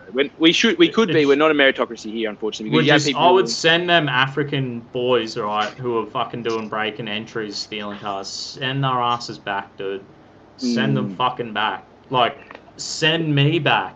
If I'm doing it, send me back. When that shit was going on, I'm in the youth group, and most of my boys are African, and I'm like, boys, I'll be so many times, I'm like, boys, you're carrying on like fuckheads, you're gonna get locked up, and they'll be like, fuck you, walk away from the youth group, and guess who they're calling at 4 a.m, bro? Can you pick me up from the watch house? Oh, I fucking told you so. No worries, boys. I'll pick you up. Yeah. Oh, can I? And then the mum and the dad. Oh, yeah, you can stay at mine for a day. Now, mate, you got a time to pull your head in because I would fucking kick your ass out of this country. Don't be a little fuckhead. If I was doing it with them, I should be kicked out with them. I don't think you just deport people like that. You know, I just don't think it's as easy just to deport people. Do you know what I mean, like that? And then you deport them to war-torn countries without their families and stuff. I think it's a bit hard. Just put them through the jail system we have here. Like, why not? Nah, fucking just send. We've got to have a point. There's got to be a point, bro, where I agree that for you know, you got to give them a little lenience. Break the law, get in trouble. And a kick up the butt and say, look, mate, time to pull your head in. You've got a fucking mad opportunity in this country. Like, brother, sure. I got a great opportunity here. I'm so grateful to be here and not in the South Island of New Zealand, dude. Like, it's not that fucking flash down there, dude. Like, I would be working in one. I know I'm working. You know, although I've worked in one job for 14 years. Ardern's done a lot of good things there, though. Yeah. I think so. She's done a really good job there. I mean, I don't like the. I like gun rights and I like all that. You know. So, we don't have guns here. Well, we do have guns here, and we have less guns than them. Yeah, we've got I think we have pretty strict laws. They could be, you know, there's things that I would like to bring in. I reckon we should have pepper spray. We should be able to have paintball guns. We should be able to have tasers. You should be able to have a stand your ground law. There should be castle doctrine. There should be all that shit, bro. I think defense in your own home, like, I think that's fine. Like, you know, if someone comes on your property, I think that's fine. You know, that's a pretty libertarian thing. And I'm with that, man. Like, you know what I mean? Like, if someone comes into your home and tries to burn you... You should be able to have a fucking taser, pepper spray, and paintball gun to disincentivize them people from attacking you or your property. Man, like, I'm not saying you should be able to have a knife or a gun, but you should be able to non-lethal... my issue is... Here, bro, hear me out. Right? You know what my issue is with the gun laws is, right? And you see it in America, but let's just talk about Australia, right? Yeah. So you've been to the pub. Oh no, I'm good, thanks. Sorry, just my housemate was offering me some food. You've seen it. You go to the pub, right? I've been to the pub. You and I both probably enjoy a beer and going down to the pub and hanging out, especially when I was younger. But you go out and you see a fight happen or an argument, and then a bloke will fucking punch a bloke in the back of the head, or jump on a bloke's head, or smash a schooner glass on them when they're not looking, like dog shot them, right? Yeah, it's gross. I hate that shit, man. I've never done it in my life, right? I've been in blues. We've all been in blues growing up, but I've never ever dog shot anyone in my life. I think it's disgusting, but people do it. It is, So the problem is, you start putting guns in people's hands. If someone is willing to kick someone on the head on the ground, or jump on someone's head, or dog shot them, what's to stop them if they've got guns just shooting the cunt in the back of the head? Well, I think there's non-lethals. We could start there. Well, punching a bloke in the back of the head's lethal, man. How many people die from getting punched back of the head or jumped on the ground? Exactly. So, like, if you're a fucking disabled Aboriginal lady in a wheelchair and there's some savage cunt who's going to smash a fucking beer bottle over your head... Well, let's just say normal blokes. Why can't she just fucking be able to have a fucking pepper spray or a fucking... You know, I wouldn't talk about a projectile taser, but give the bitch a fucking... Let her be like, get back, fuckhead. Yeah. So spray the cunt's face. Like, I'm just saying, like, if blokes, let's keep it like blokes like me and you, right? We go to the pub and we see another bloke punch a bloke in the back of the head, and we're like, fuck, that's red hot, mate. Like, you've killed him, or you've fucking put him in a coma or something, right? And I've had mates be in comas, mate. You know. And the thing is, like, if you start normalizing guns and gun violence, which was what guns would do. But how's Melbourne, brother? How's Melbourne right now? They have a huge increase in gun violence and illegal firearms, dude. There's like, it's a fucking surge right now. Yeah, right. They're saying there's like every month there's fucking record numbers of people getting arrested. Who's perpetrating that? Bikies and stuff? I'd say they're young. Yeah, they'll be just young fucking stupid idiots. You know what I mean? Majority, but it could be bikies. They're illegal firearms. They're not legal. They're not registered. So there's like a point of being able to, like, at the moment now, we can own legal firearms, you know, and it's fair. You and I can go and apply. Get registered. Yeah, and it's that. I think we have a fair, we have a fair law. You know what I mean? Like, maybe we could have, you know, some cooler guns, some better guns. We could, you know, New Zealand's got some pretty sweet guns. You know what I mean? They can still have some pretty cool guns. I think the problem with our system is, like anything, we are forced to pay out the ass for a lot of social liberties. So like a car, you got to pay a fucking $1,000 to fucking register your car. Then you got to pay for your fucking insurance and stuff like this, you know. Yeah. And then you got to pay for your like. That's what I think the big problem in Australia is with the legislation, and that's just having a greedy, you know, fiscally conservative government. Your land rates. I'm always saying you that. buy a house. What's the fucking the land tax and the land tax you pay and the water the water bill that we have at the moment, there's no competition. Yeah. I ring up my phone and internet and fucking insurance, and I'm like, every year, how you going? What deal have you got? I'm changing company. Nah, I just want to save money, and they always offer me something, right? Yeah. I can't do that with my land rates. I can't do that with my water bill. I'm fucked. Where can I go? And you could be like, listen, cunt. Like, they put up the fucking land tax bill. Like, I'm going up $50 a year or more. And it's like, your land value's increased by fucking 30 grand this year. And I'm like, oh, that just means I'll get that letter in the mail, and it's like next month I get a fucking the rates bills increased. Like, we are fucked. And I think some of that's against the Constitution if you look into it. Like, that was a part of because our Constitution, I know you laugh, like, it's built off Magna Carta and stuff. But it's there is something there about land tax and freedom, that we should be able to own property, and once you own it, you own it. Like, so my brother actually went like off the deep end a bit with some stuff like that.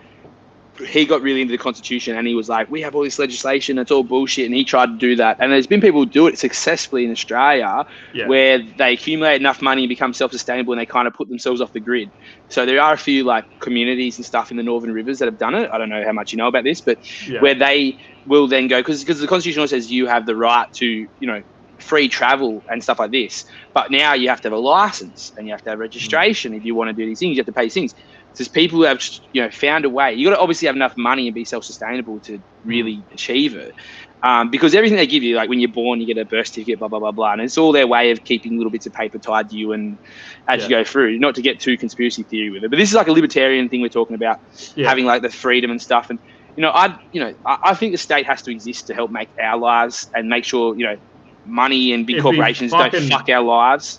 It'd be awesome if they did allow us a way to be self-sustainable. You know what I mean? Yeah, sure. If they could let us be able to buy that home and fucking own it outright, and I could get off grid, and I could do my own sewage, and I could do my own water, and I could do my own power, I'd fucking do it. And most conservatives, bro, would love that opportunity. And that's where I think environmentalists could have a real good ally with, because people love the idea of self-sustainability, you know what I mean? Yeah. That's quite a conservative idea. It's like, I just want to be left alone. I want to be able to do I would say that's a minority. I would say it's a minority, like people that want to do that. If the laws were there to make that more of a thing, it would fucking happen, bro. Well, there's definitely legislation. There's definitely legislation in place to make it harder, unfortunately, and that's just from having like a greedy, slightly corrupt. If you were allowed to buy a paintball gun tomorrow, would you go do it?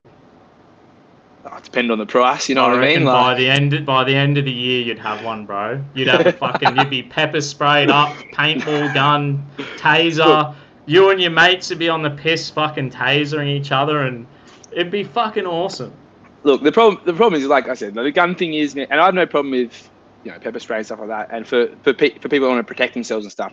I just think when you start putting guns in people's hands, it just goes out saying gun violence will increase exponentially. But most of the gun violence, even in America, comes from illegal firearms, or it comes through accidental fucking stupid cunts on the piss and people hunting and being kids getting into it, man. Kids getting into their parents' guns and killing each other. It happens. Like America could, you could have our system. I like the idea of having a gun safe, having it locked up with the bolt and the ammunition locked up separately. It's fucking bolted to the floor.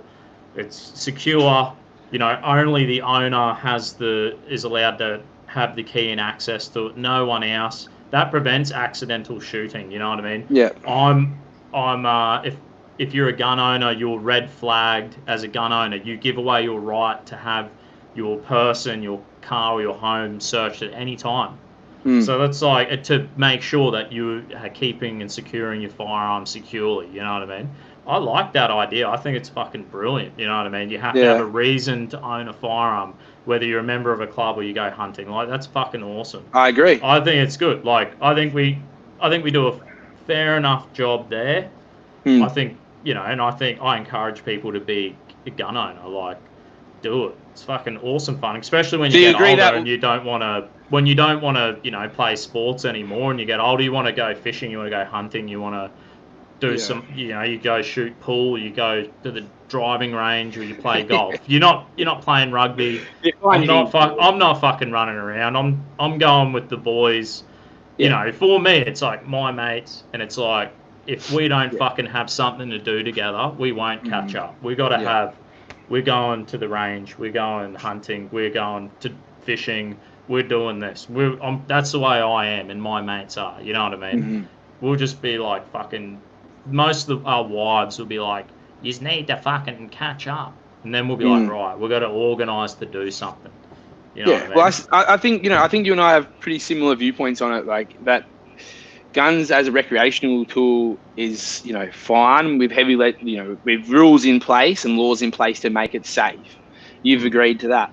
I think what America have is a broken system. You've got NRA and their lobbyist money. You just have way too much influence, and it's just like unfettered, and that's why you see so much gun violence. And we don't need that here. I think that's the last thing we need here is NRA influence. I think the system we have now is good. I have to say, like, I do love the freedom, American freedom. Like, I just fucking love it, bro. Like, well, you've got your hat, right? I love this is make Australia great again, but yeah. Yeah, but what's great? I reckon, brother, we can make it better. For sure we can make it better. Like, if this Bogan can sit here doing a beer bong off his wall and throw out some ideas, like, I don't think these politicians are... I don't think they're doing that good of a job, man. Like, either side of politics. No, well, because you've gotten to a point, bro, where the Liberal Party, they don't even really hide their ambitions now. Their ambitions is to funnel big money back into themselves, back into corporations and things like this, and let them just make as much money as possible and fuck over the working class. They're trying to get rid of unions. They're trying to get rid of workers' rights. They cut casual rates, and they think they're going to do it for one. That's not helping the working class. Man, that's not helping you. I would be saying, like, you know, my idea might be stupid. I'm just sort of throwing out an idea. I would be saying tomorrow they should be manufacturing. If you invest in a manufacturing company tomorrow, you don't pay any tax on any profits from your shares, right? So we will start seeing, you'll probably see West Farmers go, fuck, should be forever, because it's going to create Australian jobs, bro. Take people off social welfare, give them a job. This is the full picture, bro. We create the investment side. We incentivize the investment. West Farmers, different companies, they go, right, we're going to look into opening up a few manufacturing projects. Yeah, we're going to make tractors. We're going to make, you know, shit like that. We're going to get the investment. We got it there, right. Now, the employees, they also don't have to pay tax. But dude, what's this tax thing? They don't have. Listen, bro. Because we're competing against dudes in fucking third world countries who don't have PPE. They don't have safety meetings. They don't have rules and regulations and standards. So how the fuck are you gonna do it? They don't have a minimum wage. How are we gonna do it? The jobs are just gonna go, bro. The mines will go. The jobs will go. And what are we gonna do? We're going to be fucked, bro. How are we going to pay? How are we going to raise the taxes to be this first world nation? How are we going to provide the pensions for the needy, the people who are on the dole, the disabled people, the people who need these programs? Yeah, if we don't have it, go. But we need to be able to create it. So my proposition, you could say, you create a. Right, we've got the investment now, we create the business. Now you want a job, you're making fucking push bikes, whatever, right? Yeah. You're making these fucking push bikes for cunts who want to wear spandex. And we all hate them. But instead of paying you minimum wage $25 an hour, you don't have to pay tax. You don't have to pay tax anymore. So now we're paying you $17 an hour. It's not a lot, but guess what? Because you're not paying tax, you're taking home the same money as the guy down the road who's working as at the hospital or the fucking travel agent. The guy's working at the supermarket. He's getting paid $25 an hour, right? But you're not, because your job, we're trying to get this job back from overseas. Dude, we understand that we're competing, bro, with the whole world. Yeah, that's better to create it here, bro. We can do it safer for the worker. Safer for the worker. We get the guy off the dole. He's not going to get injured in the factory. He's got PPE. There's safety meetings. The factory's got a solar panel, or it's run by the nuclear power plant down the road. There's no renewable emissions. Energy, some sort of Look, there's no emissions flowing in the the air. We are pretty much agreeing. How good would that be, bro? And then get this, bro. Get this. Get this. Now you're on $18 an hour. You're on $17 an hour. You don't pay tax apparently to you. Yeah. Imagine if you said, all right, and the company, your superannuation, right? Now you have to pay super, so they're paying your super. And guess where you're putting your super, bro? You're investing your super back into companies, manufacturing companies, and you're creating. You're a part owner, brother. You're like working here. That's a communist idea. It's using it in a capitalistic idea, bro. We're using it, but this is the free market, bro. We're unhinging the taxes. If you took the taxes away, and if we had this idea, could we not do it? No, dude, we could fucking do it, bro. We could do it. Oh, wait, give us a sec, because you just talked for ages, cunt. Fucking, we are so close. You are so close to what I think is right? So you establish manufacturing jobs in here, right? And then I love the idea of that your super or something like that goes back into stock ownership, dude. You can do whatever you want with it, dude. That's literally a Marxist idea. But you could reinvest it. That's communism, dude. That's like. But it's using the free market, brother. It's unleashing the free market. It's taking the restrictions and the taxation away. That's not free market. Because you're confusing two different things. The problem is. The thing is with we're bound by a system where we are competing with countries that are we're not playing by the same rules, bro. No, and when they first initiated these ideas of, there was the idea of moving 25% of manufacturing to the third world and helping them. They should never done that. All these trade deals, man. All these trade deals are just so wrong. The problem is what they should have done is they should have kept. This is what they did, right?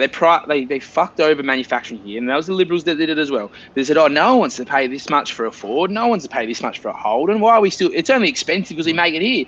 If we make it over there and pay some fucking other old mate $6, you know what I mean? Like it'll be cheaper and everyone will buy it. But they still died, didn't they? You know what I mean? What you need to do is they did, and what you need to do. Imagine them poor pricks working in that factory too. Like I'm telling you, they'll be horrible. Getting fucked over. And kids it's not too, man. fair for them. Like I went to Thailand, and we shouldn't have let it happen. Yeah. I went to Thailand on my honeymoon. That's Aussie culture. You fucking and we've seen all the trannies. We went to seen all the trannies, and I got some good photos of the trannies. And I got this photo, bro. Right, and the next day I looked at the photo. And the tranny, right, she goes, bought a rose off her, gave it to my missus, and then she's like, get a photo. And I got the photo with her, and she ripped her tit out and slapped my hand on her tit. And I was like, maggot drunk, and like, nah. And I looked at I'm like, fucking woke up with a hangover, and I look at this photo, and I'm like, oh, that's right, fucking hell. Like, I don't know where that photo went. That'd be a mad photo to get around, eh? Yeah, Dusty loves him, loves the lady boys. Yeah. But the thing is, like, you see, we shouldn't have done that. Like, obviously that happened a long time ago, and Labor did it as well. Like, I'm not a Labor stan. Like, I really think they're weak. You know what I mean? But I think we're lucky. People like you. You're a One Nation man, aren't you? Nah, fuck no. I hate the cunts. I hate the cunts. They're crazy. The problem with One Nation is, they have the whole xenophobic bullshit, which I think you and I have discussed, right? And what's xenophobia mean? So it's a fear of other countries coming to our country and ruining our way of life and stuff like that. And Pauline's been going on about that, and she's racist towards Aboriginal people, which I don't appreciate either. I don't know, dude, because I know Malcolm right down the road from my house. There's Debbing Creek Mission. Yeah, they're trying to develop it, and bro, you Google Debbing Creek Mission. Guess who's one of the first videos you'll see is Malcolm Roberts, One Nation. With the Aboriginals there trying to help them out. So yeah, that's fine, man. They do. But Malcolm Roberts is I don't know what your views are on He's a climate fucking change. legend, brother. I What love about him, climate mate. change? What about climate change? I What do you think think we of that? can. You think it exists? I don't think polluting anything is good. Like I like to go Polluting hunting God's earth, man. We're and polluting God's fishing earth. and We're dumping fucking shit into the ocean every oh yeah, fucking day, it's tons not and good. tons of it. Yeah, It's well, that's not the thing. good, but there's got to be like we can solve these problems, and we're not The free solved with market the won't, bro. The free market caused these problems. The Well, free we market can. caused these problems. What would only I thing that think would like solve the it is free government market, bro, regulation. has taken us it's taken us bang, and it's just lifted Yeah. people out of poverty. It's Yeah. given us all this It's cool put shit. other people in poverty. Like No, we couldn't do this without the I'm free not arguing with market, that. bro. I'm not arguing that. I agree. So we're The here problem is, now. We're it's here a healthy now, balance. but It's a we healthy can balance. use it. We can use Yeah. it to do everything we need to do. The problem We is can the make free it happen, market. man. Yeah, the problem is the free market is it exists to make profit. So if any capitalism, As long as it can get into our pockets, if we can get a fair share, we're fucking laughing, bro. well, so the problem is the capitalism shares it carries the seeds of its own destruction, and we're seeing that now. Because look, you got all these people who are like staying at home because they're the COVID stuff, and no one's working in the working class. And look at the economies are crashing, man, and people are freaking out. Like the billionaires and stuff, and even millionaires and people that have stocks, they're freaking the fuck out. They're like, go back to work, and we're like, well, you and no. I have shares. Like we've got our super. It's taken a hit. Yeah. Before this went, I think I've made 20 grand on my super. I had a friend who's 80 grand. 80 grand on the super, man. Like, lose it. Like, I think I made 20. I made 20 just before this happened, this year, and I was like, in like 6 months, I made 20k on my super, and I was like, yeah. My financial advisor, we're going through it all, and I'm like, fucking oath. I just invested it all in guns, tobacco, and fucking alcohol. Nah, and then he's like, but now he's like emailing like, we need to have a meeting, blah blah blah, and I'm just like, fuck off, bro. I'll see you in 12 months. I don't even know. So no, well, fuck. Like that's the thing. Like, I just think, relating it back to like, you've gone to this point where capitalism has given us all this crazy, amazing stuff, man. Like, really has. It really has. And I'm not here saying because I'm not a communist. I'm not anything like that, bro. Like, really, really, really, what I think is just a fair and just society for all, right? Whether that's socially or economically, right? And I don't think we really have that at the moment, unfortunately. And I think the longer it goes on, it's pretty fucking good. Like, we got it pretty fucking good here, man. And we definitely had a really good era during probably the 80s, and now it's starting to slide back into being a bit shitter for the working class. In the point that it's fact that the data shows wages have stagnated. You know what I mean? Like, they haven't risen with what the inflation is, which is a fact. And then you've got electricity is now like, I think like I'll 200. Just bang my light on, bro. It's getting a bit dark in here. Can you still hear me? Yeah, I can hear you. Yeah, well, like electricity has gone up 200 something percent since like the 80s or 90s or some shit like that, man. Like, we're paying so much more than our parents and their parents ever paid, yet our wages haven't really increased enough to reflect that. And they try and give us and that's my whole point. It's like, I've been working my ass off, like, insane, bro. Like, I'm saying, me and my missus are like, we're saying like, this is awesome. We've never fucking had this. Corona's been like the forced holiday we needed to have. Like, I work 7 days a week. We've been workaholics, bro. And like, we got to be to get ahead. Reap the benefits. Like, you got to be to get ahead. But this is the problem as well. So we were talking about earlier about the nuclear family and abortion and things, and the mother needs to be there for the child and the dad or whatever. We were talking about this earlier. So the problem is like the society we live in, and how it's become more and more expensive, and wages haven't risen, but house rises have risen, and electricity's risen, and waters are risen, and you have land rates, and your fucking stamp duty, and all this stuff. This stuff you can't refute, and you obviously agree. Yeah. It's hard and hard to get ahead. And the idea of having a nuclear family where just one parent, say the father, works and the mother takes care of the children is just almost impossible now, unless the father earns. Impossible. Yeah. Like, I paid for my missus. Like, I met my missus, she was 16, dude. I think I saw a video where you paid for her to go to TAFE or something. Yeah, like I met her, she was 16, finished school. I'm like, bang, paid for a TAFE.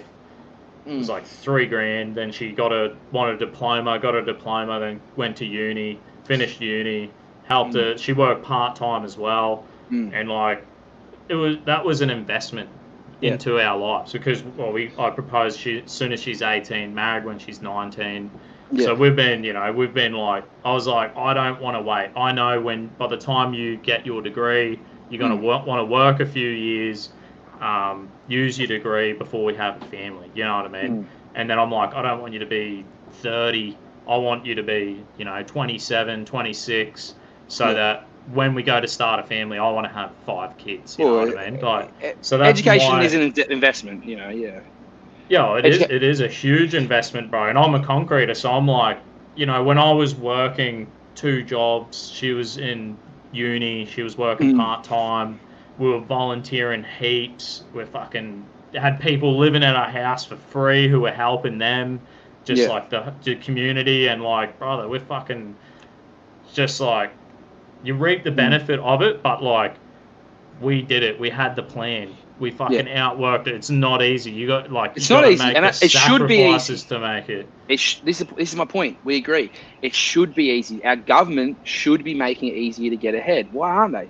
I don't know if life is easy, man. Like, I don't think it's gonna be easy. If it's easy, I think it's hard, and I think it's like to get it. Like, I mean, I know, like, didn't they said like before the Industrial Revolution, 95% of all people worked on the farm. So they said the population of the planet was 1 billion people, and it did not grow beyond 1 billion people for fucking hundreds and hundreds of years. As soon as the Industrial Revolution happened, and it was like, because there was always famines, and people wouldn't have children because of the lack of food. As soon as the Industrial Revolution, we had farming, modern farming. Now it went from 95% of the population working on the farm to now it's like 3% of the population works on the farm to feed all of us. If it used to be 95% on the farm to feed 100%. Because so now we've changed that. Yeah, but you still because you've made abattoirs and stuff like that out of that. You've had mechanics and stuff like that, which mass produce food and things like that. Yeah. And you're still going to have people that work on the farm. You need to. But this is the thing about hard. This is the thing about being hard, right? Because for thousands and thousands of years, 95% of the population worked on the farm. Yeah. Now, working on the fucking farm, if 95% of us, men, women, and children, 95% of the population. Yeah, but imagine with no power tools. Imagine with no tractors. But we don't need to. Yeah, that's my point. You don't need to imagine that now, because we're at a point. I'm just saying that life is pretty fucking hard. Like, life is pretty tough. Yeah, I don't know if we can create a life where it's not. I don't know. I would never tell someone, when you're a Christian, it's just going to be roses. Like, I became a Christian and I snapped my fucking tendons on my foot and I walked around with a limp, and I'm just like, but I was like, thank God if I had something here that helped me get through all of that. It didn't even fucking affect my mind. I was just like, I'm fucking loving life. Yeah, like, that's cool. But like, the new life I had was different to the pain. So I'm just thinking, like, I don't know if I would tell anyone that I'm going to be creating an easier life. Like, I don't know. Like, I don't know if I tell my young people, I'll be like, you're going to fucking do it, bro. You got to work. You got to have a shot. You got to get in there. Yeah, but you said, that's fine. But you said before about how you want to like earn and live, and then like, so you can pass on to your kids to have an easier life than what you had. It's gone to the point. Yeah. And that's what it was. And that's what, the whole idea was. But you've gone to the point now, and I would say probably like the 80s and the 90s, the birth of neoliberalism, that's when it started to regress backwards a bit. And now it's like our lives aren't as easy as it was for our parents or their parents. Do you know what I mean? We obviously had Great Depression in the 40s and stuff like that, but and the wars and stuff like that. But we got to a point, unfortunately, now where wages haven't risen, and I don't see, whatever you want to do about wage and stuff. They're talking about abolishing the minimum wage. In 2020, when people are buying fucking $2,000 iPhones and, $100,000 cars and buying fucking $3,000 laptops and fucking $4,000 TVs, whatever, like, why the fuck does the minimum wage need to be abolished when people have that kind of money to spend or will spend that kind of money?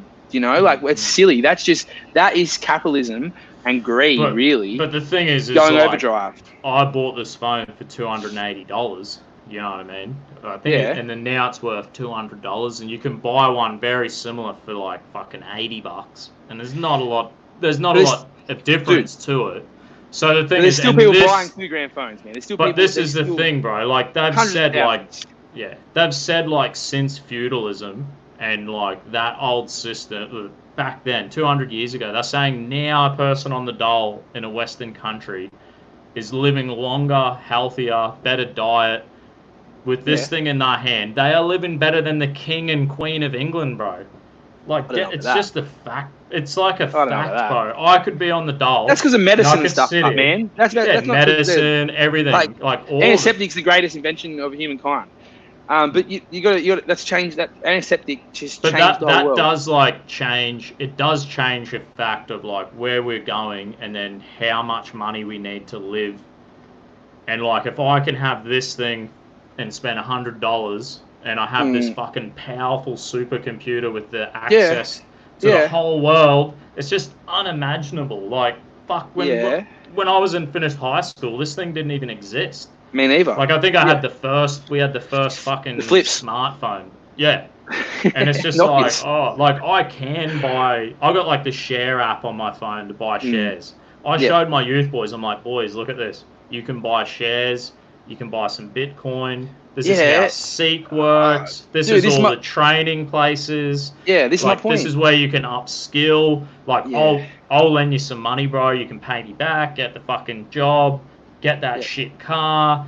In fucking 12 months, you got a better car. You know what I mean? You'll chuck fucking $100 a week away into this account. You're buying some crypto. You're buying some shares.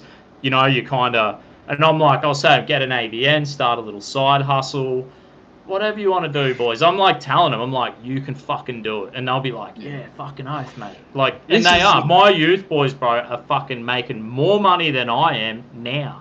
Now. Yeah, and that's fine. Fucking 2 years out of school, the bastards. I'm like, get me a job with you. Dude, that's fine. Like, I'm just saying, like, my point is, there are barriers, and we could make it easier for people. I genuinely think that, and you could say, oh, it is easy enough if you have a dig, if you have a bit of fucking gumption, pull yourself up from the bootstraps. That's always going to be the argument, man. That's always going to be the argument from more conservative types. I do tell people, like, you don't even have to be that smart. You don't even have to be that your body you'd have a bit of a fucking limp or a bit of a, crop, a bit of a T-Rex arm or whatever. Like, I don't disagree with that.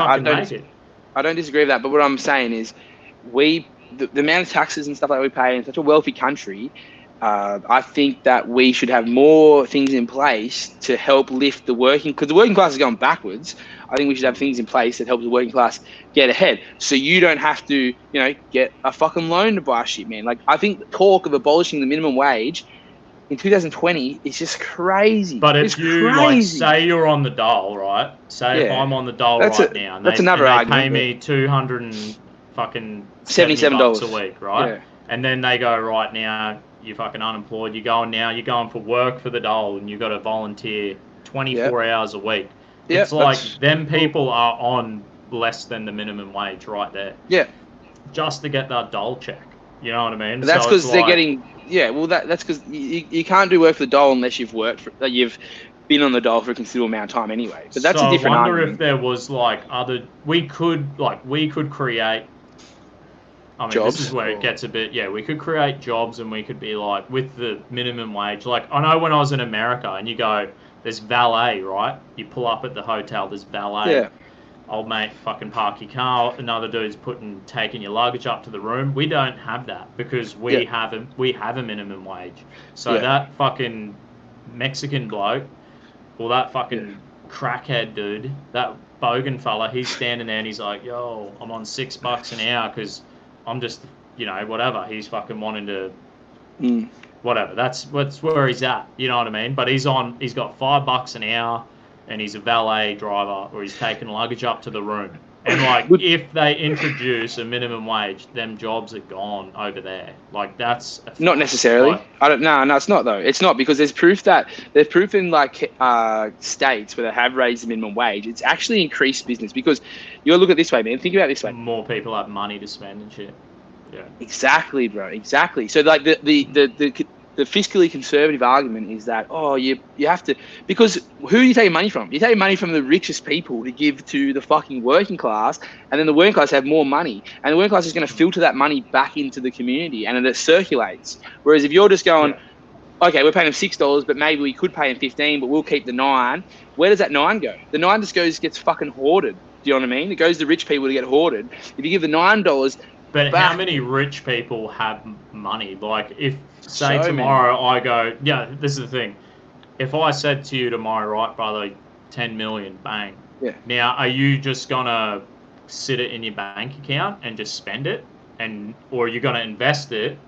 Yeah, and okay, create jobs, you know what I mean? So, like, there's a certain amount of having billions of dollars in a, it's not just sitting in a bank account, and old mate's like, my fucking descendants can live on $1 million a year for the next 1,000 years. You know what I mean?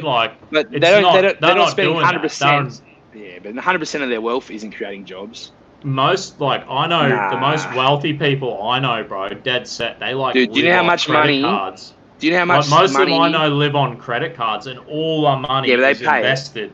Like, it's all invested, and it's all jobs. It's like businesses and shit. They're living on the credit card, and then the money comes in, and they pay the credit card off. Do you know what I mean? So it's like, yeah. Do you know how much money lives in the Cayman Islands, man? Like trillions and trillions of dollars. I agree on that one. Like, I agree on the tax havens. They're just hoarding wealth. Where you could, so like, you think about Flint, Michigan, bro, in America, right? Like, they've had no water, like, it's brown water. What? And you have like someone like Michael Bloomberg, who has like $68 billion, and he just floated like millions and millions of dollars to run for president for like one fucking primary, and then dropped out. Like, why the fuck can't just put that into Flint and fix it? This is the thing. Like, I know you don't get rich from handing money out. I understand that. You don't get rich handing money out. You get rich and you create wealth for yourself, and you may create jobs in the process. Like, they don't go out there to actively seek. I think this is the problem. We put millionaires and billionaires, especially conservative people, put millionaires and billionaires on some sort of pedestal where, oh, they're creating jobs, they're doing all this stuff, they're like perpetuating wealth. But it's like a bit of a fairy tale. Like, trickle down economics is literally like disproven. It's a fairy tale. Like, the way you circulate wealth is from the ground up. You give money to people at the bottom, they circulate, man. Because if you give someone like so like single mum, right? A single mum. You give them an extra. Well, we know that's what we're doing right now with doubling the dole. Like, we know they're going to. Oh, you agree? Yeah, right. Sweet. Yeah, cool. I'm glad you agree. I get you. But like, I just think there's got to be, like, yes, get rid of the Cayman Islands, get rid of the fucking tax havens. You're a lefty, bro. You're a lefty.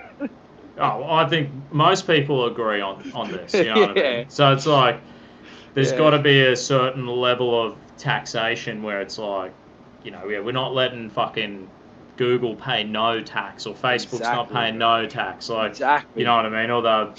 So there's got to be a fair system. You know, I'm there with you. But then it's also like, I'm not demonizing the rich people. Like, I know like I was saying, remember when I did the banner and I said, this is not an attack against Chinese people. We've got friends of the family who are Chinese who are loaded, right? Stinking rich. And my brother broke his back because he had a work cover case on. They didn't want to fix his back, so he had to get it done privately, right? Yeah, my dad had a similar option.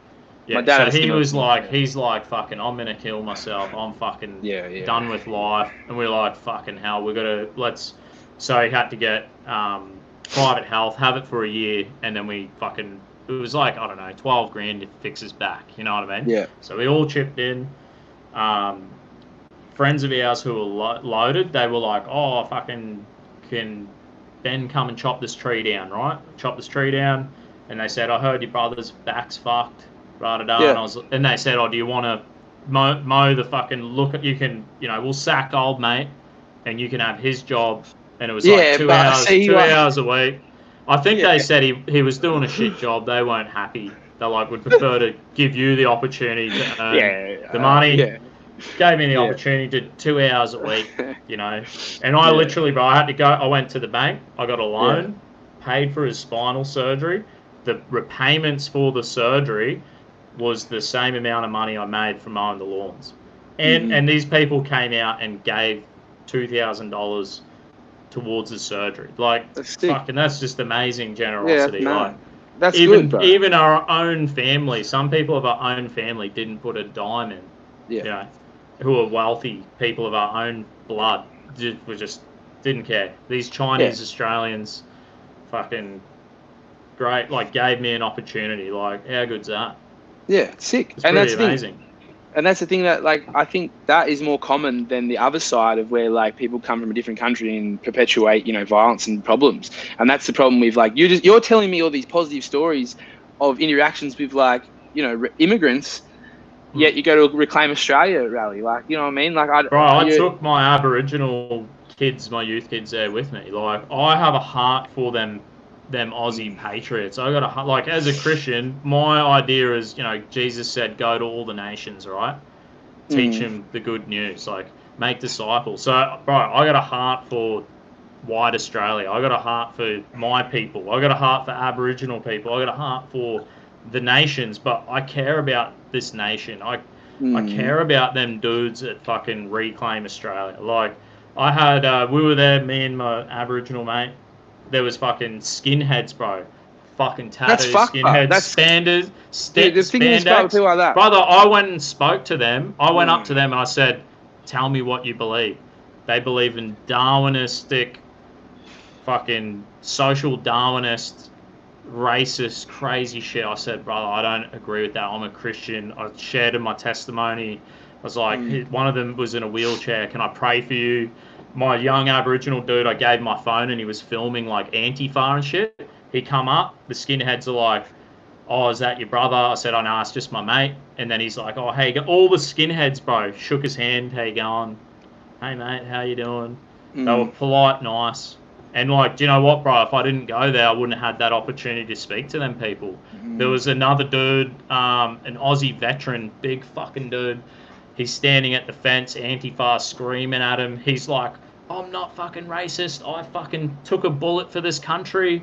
You know, I went and fought for this fucking country, for this free nation. Like, I'm not a fucking racist. I don't hate them people. I went to war. You know, I don't hate Iraqis and shit. And I'm like, brother, calm down. They want you to jump the fence.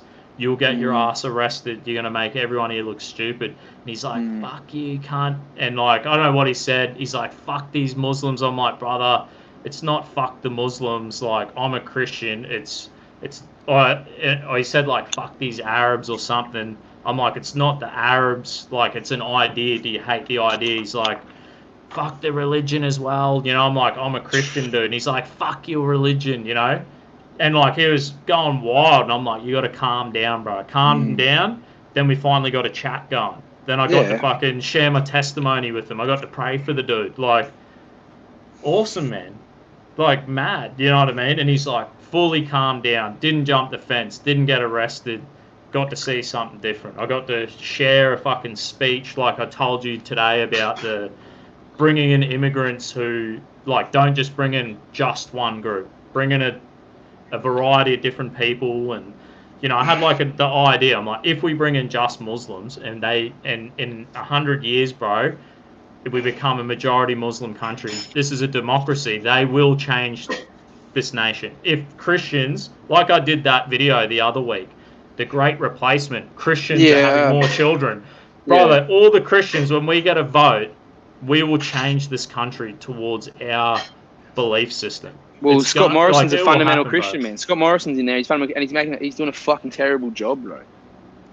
When there's more Christians, it's gonna be like, but not whether it's more Christians, whether it's more Muslims, whether it's more whatever idea. If we migrate Chinese people who are faithful to the Communist Party, I agree. Like, I hope that people wouldn't be like that. But Corey, look, that was the idea. That was my speech. I said that. I said, look, we've got to just give everyone a go. We could do more temporary visas. We could do, you know, more temporary refugee visas, all this stuff. But, like, I got to go there, bro. I have no fucking idea. Like, I was just doing church and volunteering so much every week for 10 years. and then I decided to maybe get a bit more involved in politics. And I've done it this way, dude. Might be fucking stupid. You know what I mean? People might go, this is fucking just stupid. But I'm actually looking for my people, dude. I'm looking for, there might be 1% of Australians who are kind of like me. And that's who I want, bro. I want that fucking, I would love to change that skinhead and that fucking, that dude that veteran, like, I want them. I want the Antifa people. I'm happy to get in there, bro. To be honest, I will fucking do it. To be honest, like, I think, you know, besides some of the more like hardline Christian sort of stuff, you're pretty like, you're pretty representative of, like, I think a lot of what I experience in, like, coming from a country town, like people who are sort of like more that, like, it seems like we've reached a lot of common ground on most stuff we've talked about. Some stuff we haven't agreed on, like the abortion thing and stuff like that. I think it's more of a social liberty thing.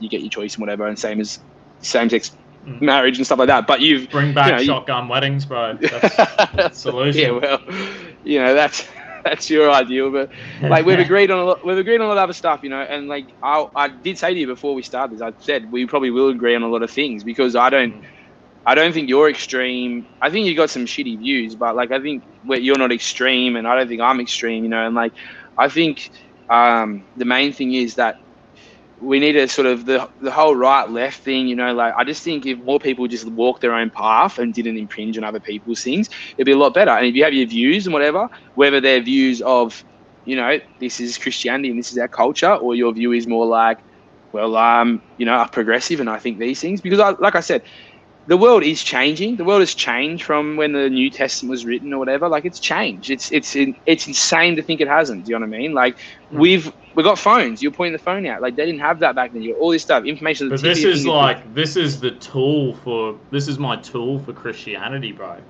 That's fine, man. This use it the way you want. man's tool for, you know, I'm using this as my Christian tool. You know what I mean? This is my fucking new weapon. You know.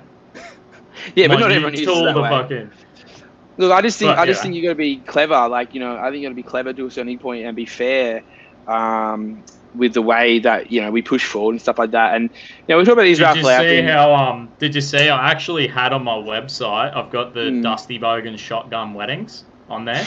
And well, you go marry people. Yeah, you can email me, bro, and I'll marry you over Skype. I'm not gonna lie, it's fucking spiritual wedding, bro. Look, I love Banner, bro. You can probably tell imagine saving some children, but if someone goes, yeah, I'm gonna fucking do it. Like I'm not gonna one night stand. He goes, no, I'm just gonna fucking make this war. I'm just gonna do everything I can to look after this woman and this child.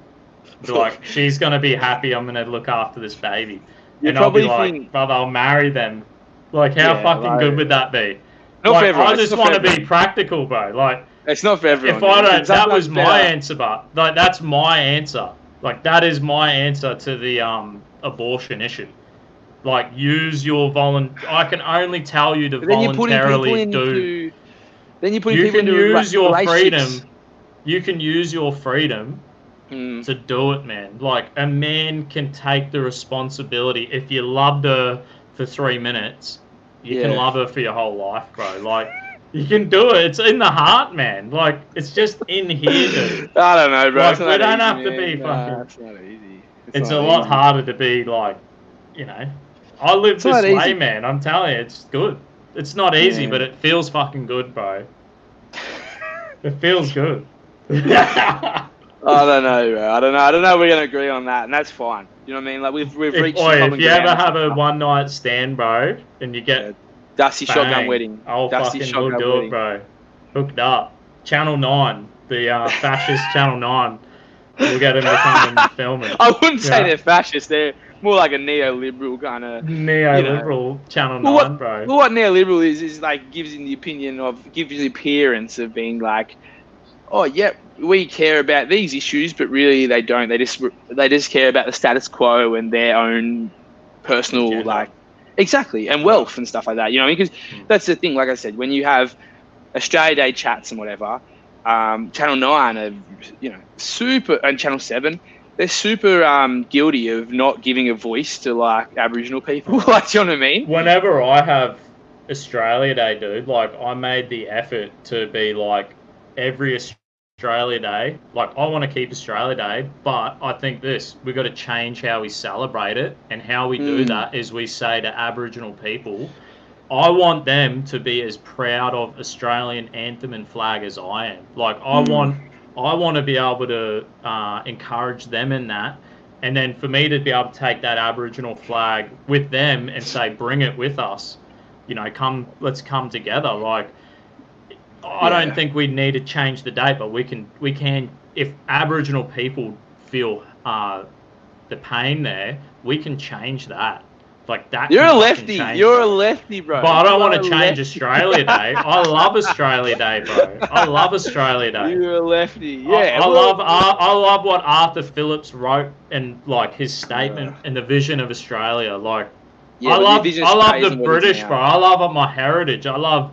What do you think of the monarchy? I think it's a part of our culture, you know what I mean? I think that we're fair enough. Wow. Like, the Westminster system has given us freedom, and it's more symbolic. But that's a symbolic part of our culture. Like, I love symbolism. I love it, bro. I think we've taken that from... I think, like, Christianity was our culture, and it was our banner and our standard, and that's been taken away from people, and I think a lot of bad shit's happened. I think we took away Aboriginal culture. And a lot of bad shit happened. Never done that. Never should. We've done it. Look what they did to our culture. They did it to Christians. They did it to white fellas, and they turned into fucking social Darwinist Nazis and communists, bro. And they started fucking playing God and doing this weird shit, bro. Like, they started looking down and building the tower and the hierarchy, like looking down. I'm the fucking. You could say religion did that. I'm the master ape, you know. You could say religion did that, bro. You could say religion did that. You could say Christianity did that. Christianity's probably got a higher death toll than any other ideology across the world. I think that all the failures of Christianity are despite Jesus. Like, Jesus will say to them, like, how did that represent me and my mission at all? It just didn't, man. Like, they're just failures. Like I'm not Christian. Like I said, like I'm not religious, but like I feel like I'm fair with religion. Like I'm fair. You have your thoughts. That's fine. Just do your thing. You don't have to keep it to yourself, but just don't like be impinging on people's social liberties and that's a right wing thing as well. Well, like look what Jesus said, bro. Jesus said, he said a lot of things. Do to others as you would have done to yourself. Like, yeah. Believe it or not, so this is the thing, like, I've said, that is actually what I said when I did my first speech. I said, because I was appealing to atheists. I went there, and I know the alt-right are atheists, brother. A hardcore atheist. Like, not your everyday, they're anti-theist. They're not atheists, they're anti-theist. They're fucking crazy, brother. They think that they are better than other people. They think they're on the hierarchy, they're the top 8. Or whatever, right? So I said, Jesus said, I said to you, look, you're an atheist and you get your ideas like, how do you get your ideas? You get your ideas like this, which is reasonable and rational. Use your reason, and this is how you get your morality. I treat other people how I would like to be treated. I'm aware and conscious of myself, right? So because I know that, I treat people how I'd like to be treated. That's rational. That's how... Sam Harrison, all these guys, that's how they get the moral standard of atheism is that exact statement. It's self-awareness. I'll treat others how I'd like to be treated. And I said, that's what Jesus believed. And I said, so an atheist and a Christian, we can say, our rationale towards morality, there's a foundational similarity there, right? And my proposition was, when we bring people to this country and we give them a vote in a democracy, they will vote according to their philosophy and their idea. Now, that's your and my idea. Our moral idea is to treat others how I would like to be treated. So you're not voting for that. The parties don't represent that. The parties represent other ideologies. The parties the thing is, bro, we have... But we are bringing people in. We have 4 Christian parties, man. We have 4 Christian parties, bro. Yeah. Like, this is the thing. This is what I can't grasp with Reclaim Australia. Reclaim it from who? Reclaim it from who? Because every fucking politician is white, bar a few. You know, every person that makes all the shots, all the billionaires, all the wealthy people are white. Like, you know, I'm not, and I'm not here being like, if you sat down but what are you reclaiming? If you chucked one of them guys in with Antifa and to have this conversation, it'd probably just be this conversation, bro.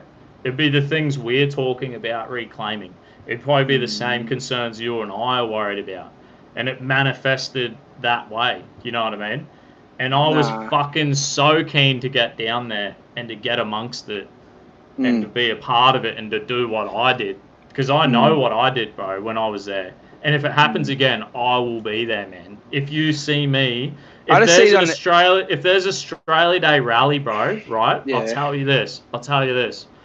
I will be there, and what I've said today, that will be what I will be telling people. These are the ideas, and this is the attitude and heart that I'll be bringing to that. As, you know, and someone that's your like prerogative, Antifa could say, be like, blah, blah, blah, blah, blah, they might physically want to attack me, bro. You know what I mean? It's the truth. And I'll be there, and I would say there might be people amongst my side or that side, but I would like to bring them, all people, into the ideas that I have. I think they're reasonable enough. You know what I mean? You know, you're kind of, like, look, we've reached common ground on a few things, but, like, I think the hardcore Christian ideals and stuff like that, they kind of impinge on people's personal liberties, and that's a big thing I'm about. And that's a thing. I want people to voluntarily accept that. I would like to share Christianity, but I don't believe in. Do you think going to marches, like pro-life marches, is being like that's trying to because I'm trying to save the child, bro. I want to save the child. I want to see the child. I've seen children, bro. I've held onto a baby that we've saved its life. The kid could have died. Like, the stats on abortion, bro, are like, it's like 220% increase attempt on suicide, 158% increase in depression. Like, these are the stats on people who have abortions, dude. Because it does have an impact on the hormones. I understand that. It has an impact on the hormones. And it's like a 94%. But it's a personal choice. 94% of people who... it's a hard stat. So they say 94% of people who keep their baby, right? Yep. They keep that baby. They end up going and having more children and having like a full happy life. So it's like a 94% of people who don't have the abortion, who keep the baby, they end up having a fucking perfect life. They might meet another partner. They might have more children, and it's like ends up being fine, dude. Look, and my point is, bro, and that might be true. Look, my whole point is, the reason you don't like abortion is because of a religious standpoint, whereas my point is, not everyone has that religious standpoint, and people need to be afforded the personal liberties. Well, that's what it is. It doesn't have to be. It doesn't have to be from a religious perspective. Well, that's what an atheist could say.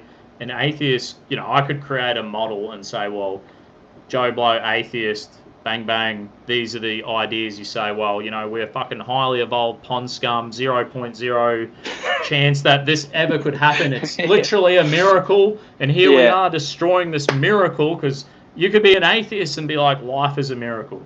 Well, I don't think many people... Most atheists wouldn't care about abortion. They'd be like, whatever, it's a clump of cells. That'd be the atheist position, I'd assume. And look, to me, like I said... I think Sam Harris and the atheists of today are really coming a long way when it comes to morality, bro. I don't think the atheists of the future will be doing fucking eugenics programs and doing. I don't know if abortion's a eugenic program, bro. Like, I think calling abortions a eugenics program is being disingenuous, and it's a bad faith attack, honestly. Like, it is. Like, it's, because like I said, you're saying it's hate-filled that I would go to a pro-life rally. You just said that. I don't say, oh, brother, what you're doing is now putting me up for an attack, and there's some left-wing extremist out there who's going to be like, now I can go and blow up a fucking pro-life rally. No. It's like, I just create the same, I can create the same thing and put it back. Like, yeah, okay. Look, it can be done, bro. Like, let's not go there. We're vilifying these fucking Christians, and now there's gonna be left-wing fucking extreme anti-theists are gonna blow up the poor fucking Christians. The Christians get the biggest say in everything. The poor Christians. But anyway, like, the thing is, man, there's heaps of us, so we have a bigger say. Like, yeah, we're here. You don't shut up. That's good. That's good. I hope every Christian does what I do. Every Christian should be just like me. Man. Nah. Well, okay. Like, how about this?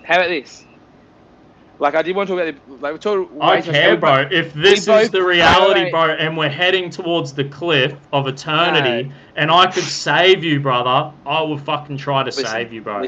I would not lie to you, bro. Imagine if I didn't, bro. Imagine the Christian... Oi, you tell me the Christian who is doing nothing, if he really believes in it and does not want to share his faith with you, that is just terrible, man. How could you really be a Christian and not tell you? Like, how could I be a Christian and not tell you? If I believe what I believe, I'd be... That's fine. It's just not like... Okay. Like, if I care about you, I'll fucking do my best, bro, to win you over. That's fine, it's the truth, bro. Yeah, that's fine. You just got to let people live their own lives, okay? No, I think we can leave it there. But the point is, your hat, right? Okay. Big hug, mate. Come on. Yeah. Just true love right there. Yeah, it's just... Huh? Not afraid, bro. I told you we'd agree. Throw me in jail for, like, telling you, like, you know, how the way I see life is be like, dude. You want to imagine a big banner. Imagine if I was like, oh, we should do a banner. Cross equals love, and throw it off that bridge. Yeah, but for Easter. Throw it off for Easter. And imagine if you got locked up for it, bro. And they're like, no, you didn't social distance. This is a non-essential thing. I'll be like, nah, it's fucking essential, bro. This is my culture. I gotta spread this message of love. Churches are essential at the moment. Gathering. Is it? I don't think we're not allowed to go to churches. In America, is it going to be? Oh, yeah. So, yeah. What do you reckon, bro, if I did the banner, but like on next fucking Sunday or something? Man, I'm all about personal liberty. You do what you do as long as it's not like a hateful message, do you know what I mean? Oh, my missus is keen for me to wrap it up, bro. You're in trouble? Okay, well... Yes. You're going to get... These hands are going to come in from the side, bro. Not this hairy. Yeah. Imagine if my wife's black, bro. These African hands come in. No, I'm only joking. She's not. Well, it was actually a really good chat. Yeah, we agreed on a lot of things, which is nice. But I think it was good to agree on lots of things. Obviously, there's things we aren't going to agree on because fundamentally you have like Christian beliefs and I have more of a...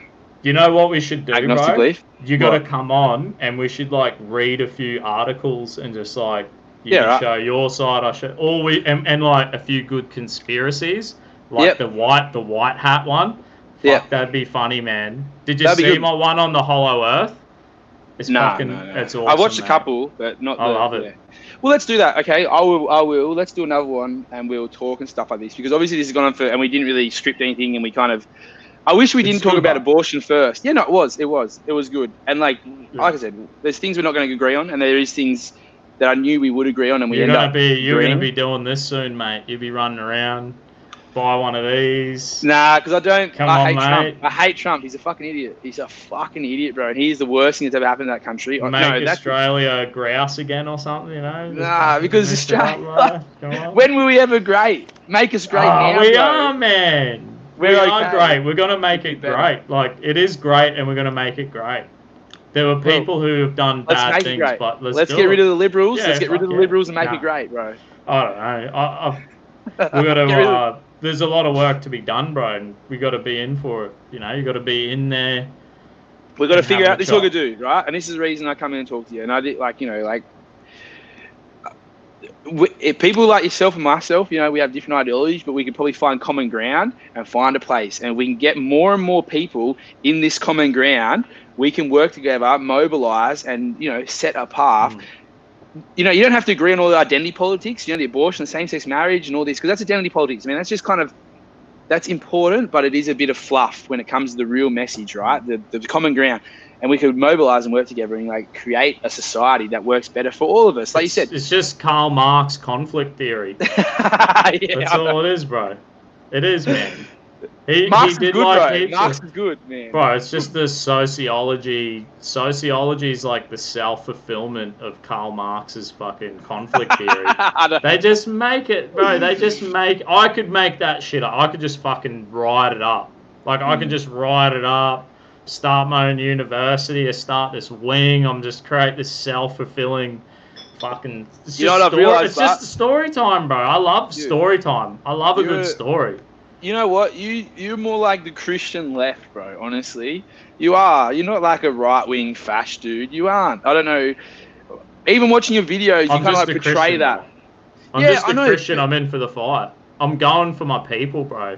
I just Yeah. want to fucking save my. I just want to get my people. You put off. You and do get put off them to- this kind of like edgy kind of vibe, but and then when I've talked to you, I'm like, oh, that dude isn't really like that. Because I was coming here, I was like, oh, it's gonna be a little bit hostile. I don't know, but we've had a Yeah. chat and we've actually, like, you're the kind of dude I probably grew up with. You know what I mean? Like, we probably have a lot of ideas. But we've. It sounds like we've lived reasonably similar lives as well. Whereas you've teetered off into Christianity, I've kind of been like, oh well, more this like, leftist ideals and this, which is fine, but we've both grown up in like broken homes or whatever, and like lower income, and then we've got labouring jobs and stuff like this, and we've gone off and made our own little thing in life and stuff. So we probably have just from this chat, I know it's going to be 3.5 hours, but we've had a lot in common and stuff like that, and we probably have a lot more in common. So if you had me on again, bro, I would come on and maybe we can probably, instead of try and debate, maybe just like discuss ideals and stuff like that. Yeah, sick, dude. Sounds fucking mad. What I was gonna do is I'm gonna start, because I sold hats, right? Yeah. And I sold all my hats, and I'm gonna do a run of DTs, right? Blue DTs. Make Australia great again on the back. And then I'm gonna do. What do you reckon about, like, I do shotgun weddings? What about baptisms, bro? Just fucking. Isn't that taking like, the Lord's name in vain, though? If you're gonna start marrying, but it'll be and baptizing people. No, I'm legit, bro. Like, full empowered by the Holy Spirit, right here, man. But what do you reckon? Because the Guardian said I'm a Christo-fascist, bro, right? Yeah. They You said do I'm a get off that vibe, man. I watched on your I'm a videos, Christo-fascist. But so, like, when I'm fucking, every time it rains, right, I chuck the fucking DTs on, and I go for a jog. Any cunt running, I just fucking, in Jesus' name, tackle him into a puddle. Ooze. Baptism, bang. That'd be fucking sick. Imagine how many people I could save, bro. I would fucking save so many people, man. Fucking hell, God. I'm gonna sell them DTs, bro, and then we're gonna get, like, every time it rains, people will be like, fucking hell. They'll be like, fuck, some cunt's gonna fucking tackle me, baptize me into the, put the fear back in people, Oh, that'd be funny, eh? Yeah, that'd be fucking good. Imagine some cunt wearing some DTs and this hat. Yeah. Just fucking running down the. Fuck that hat, bro. Fuck that hat. You fuck fucking Trump. love it. Fuck Nah, Trump. you bro. fucking love it, mate. Trump's. All right, brother. Well, I'll catch you. Or you can join my Telegram if you want, eh? Yeah, okay. We'll chat. We might do this. We'll do this again, I reckon. Yeah. No rush, it. man. All in good time, and or whatever.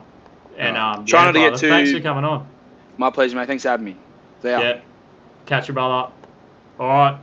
Cheers, everyone. I don't even know what happened. I didn't even check D Live once. Hey, 2 people watching. Thanks for tuning in, D Live. We had a good chat, and hopefully old mate keeps coming back. And thanks for tuning in. Thanks for all the super chats. And we're definitely gonna start selling Make Australia Great Again DTs. So that'd be fucking, sort yous out. All right. God bless yous. Thanks.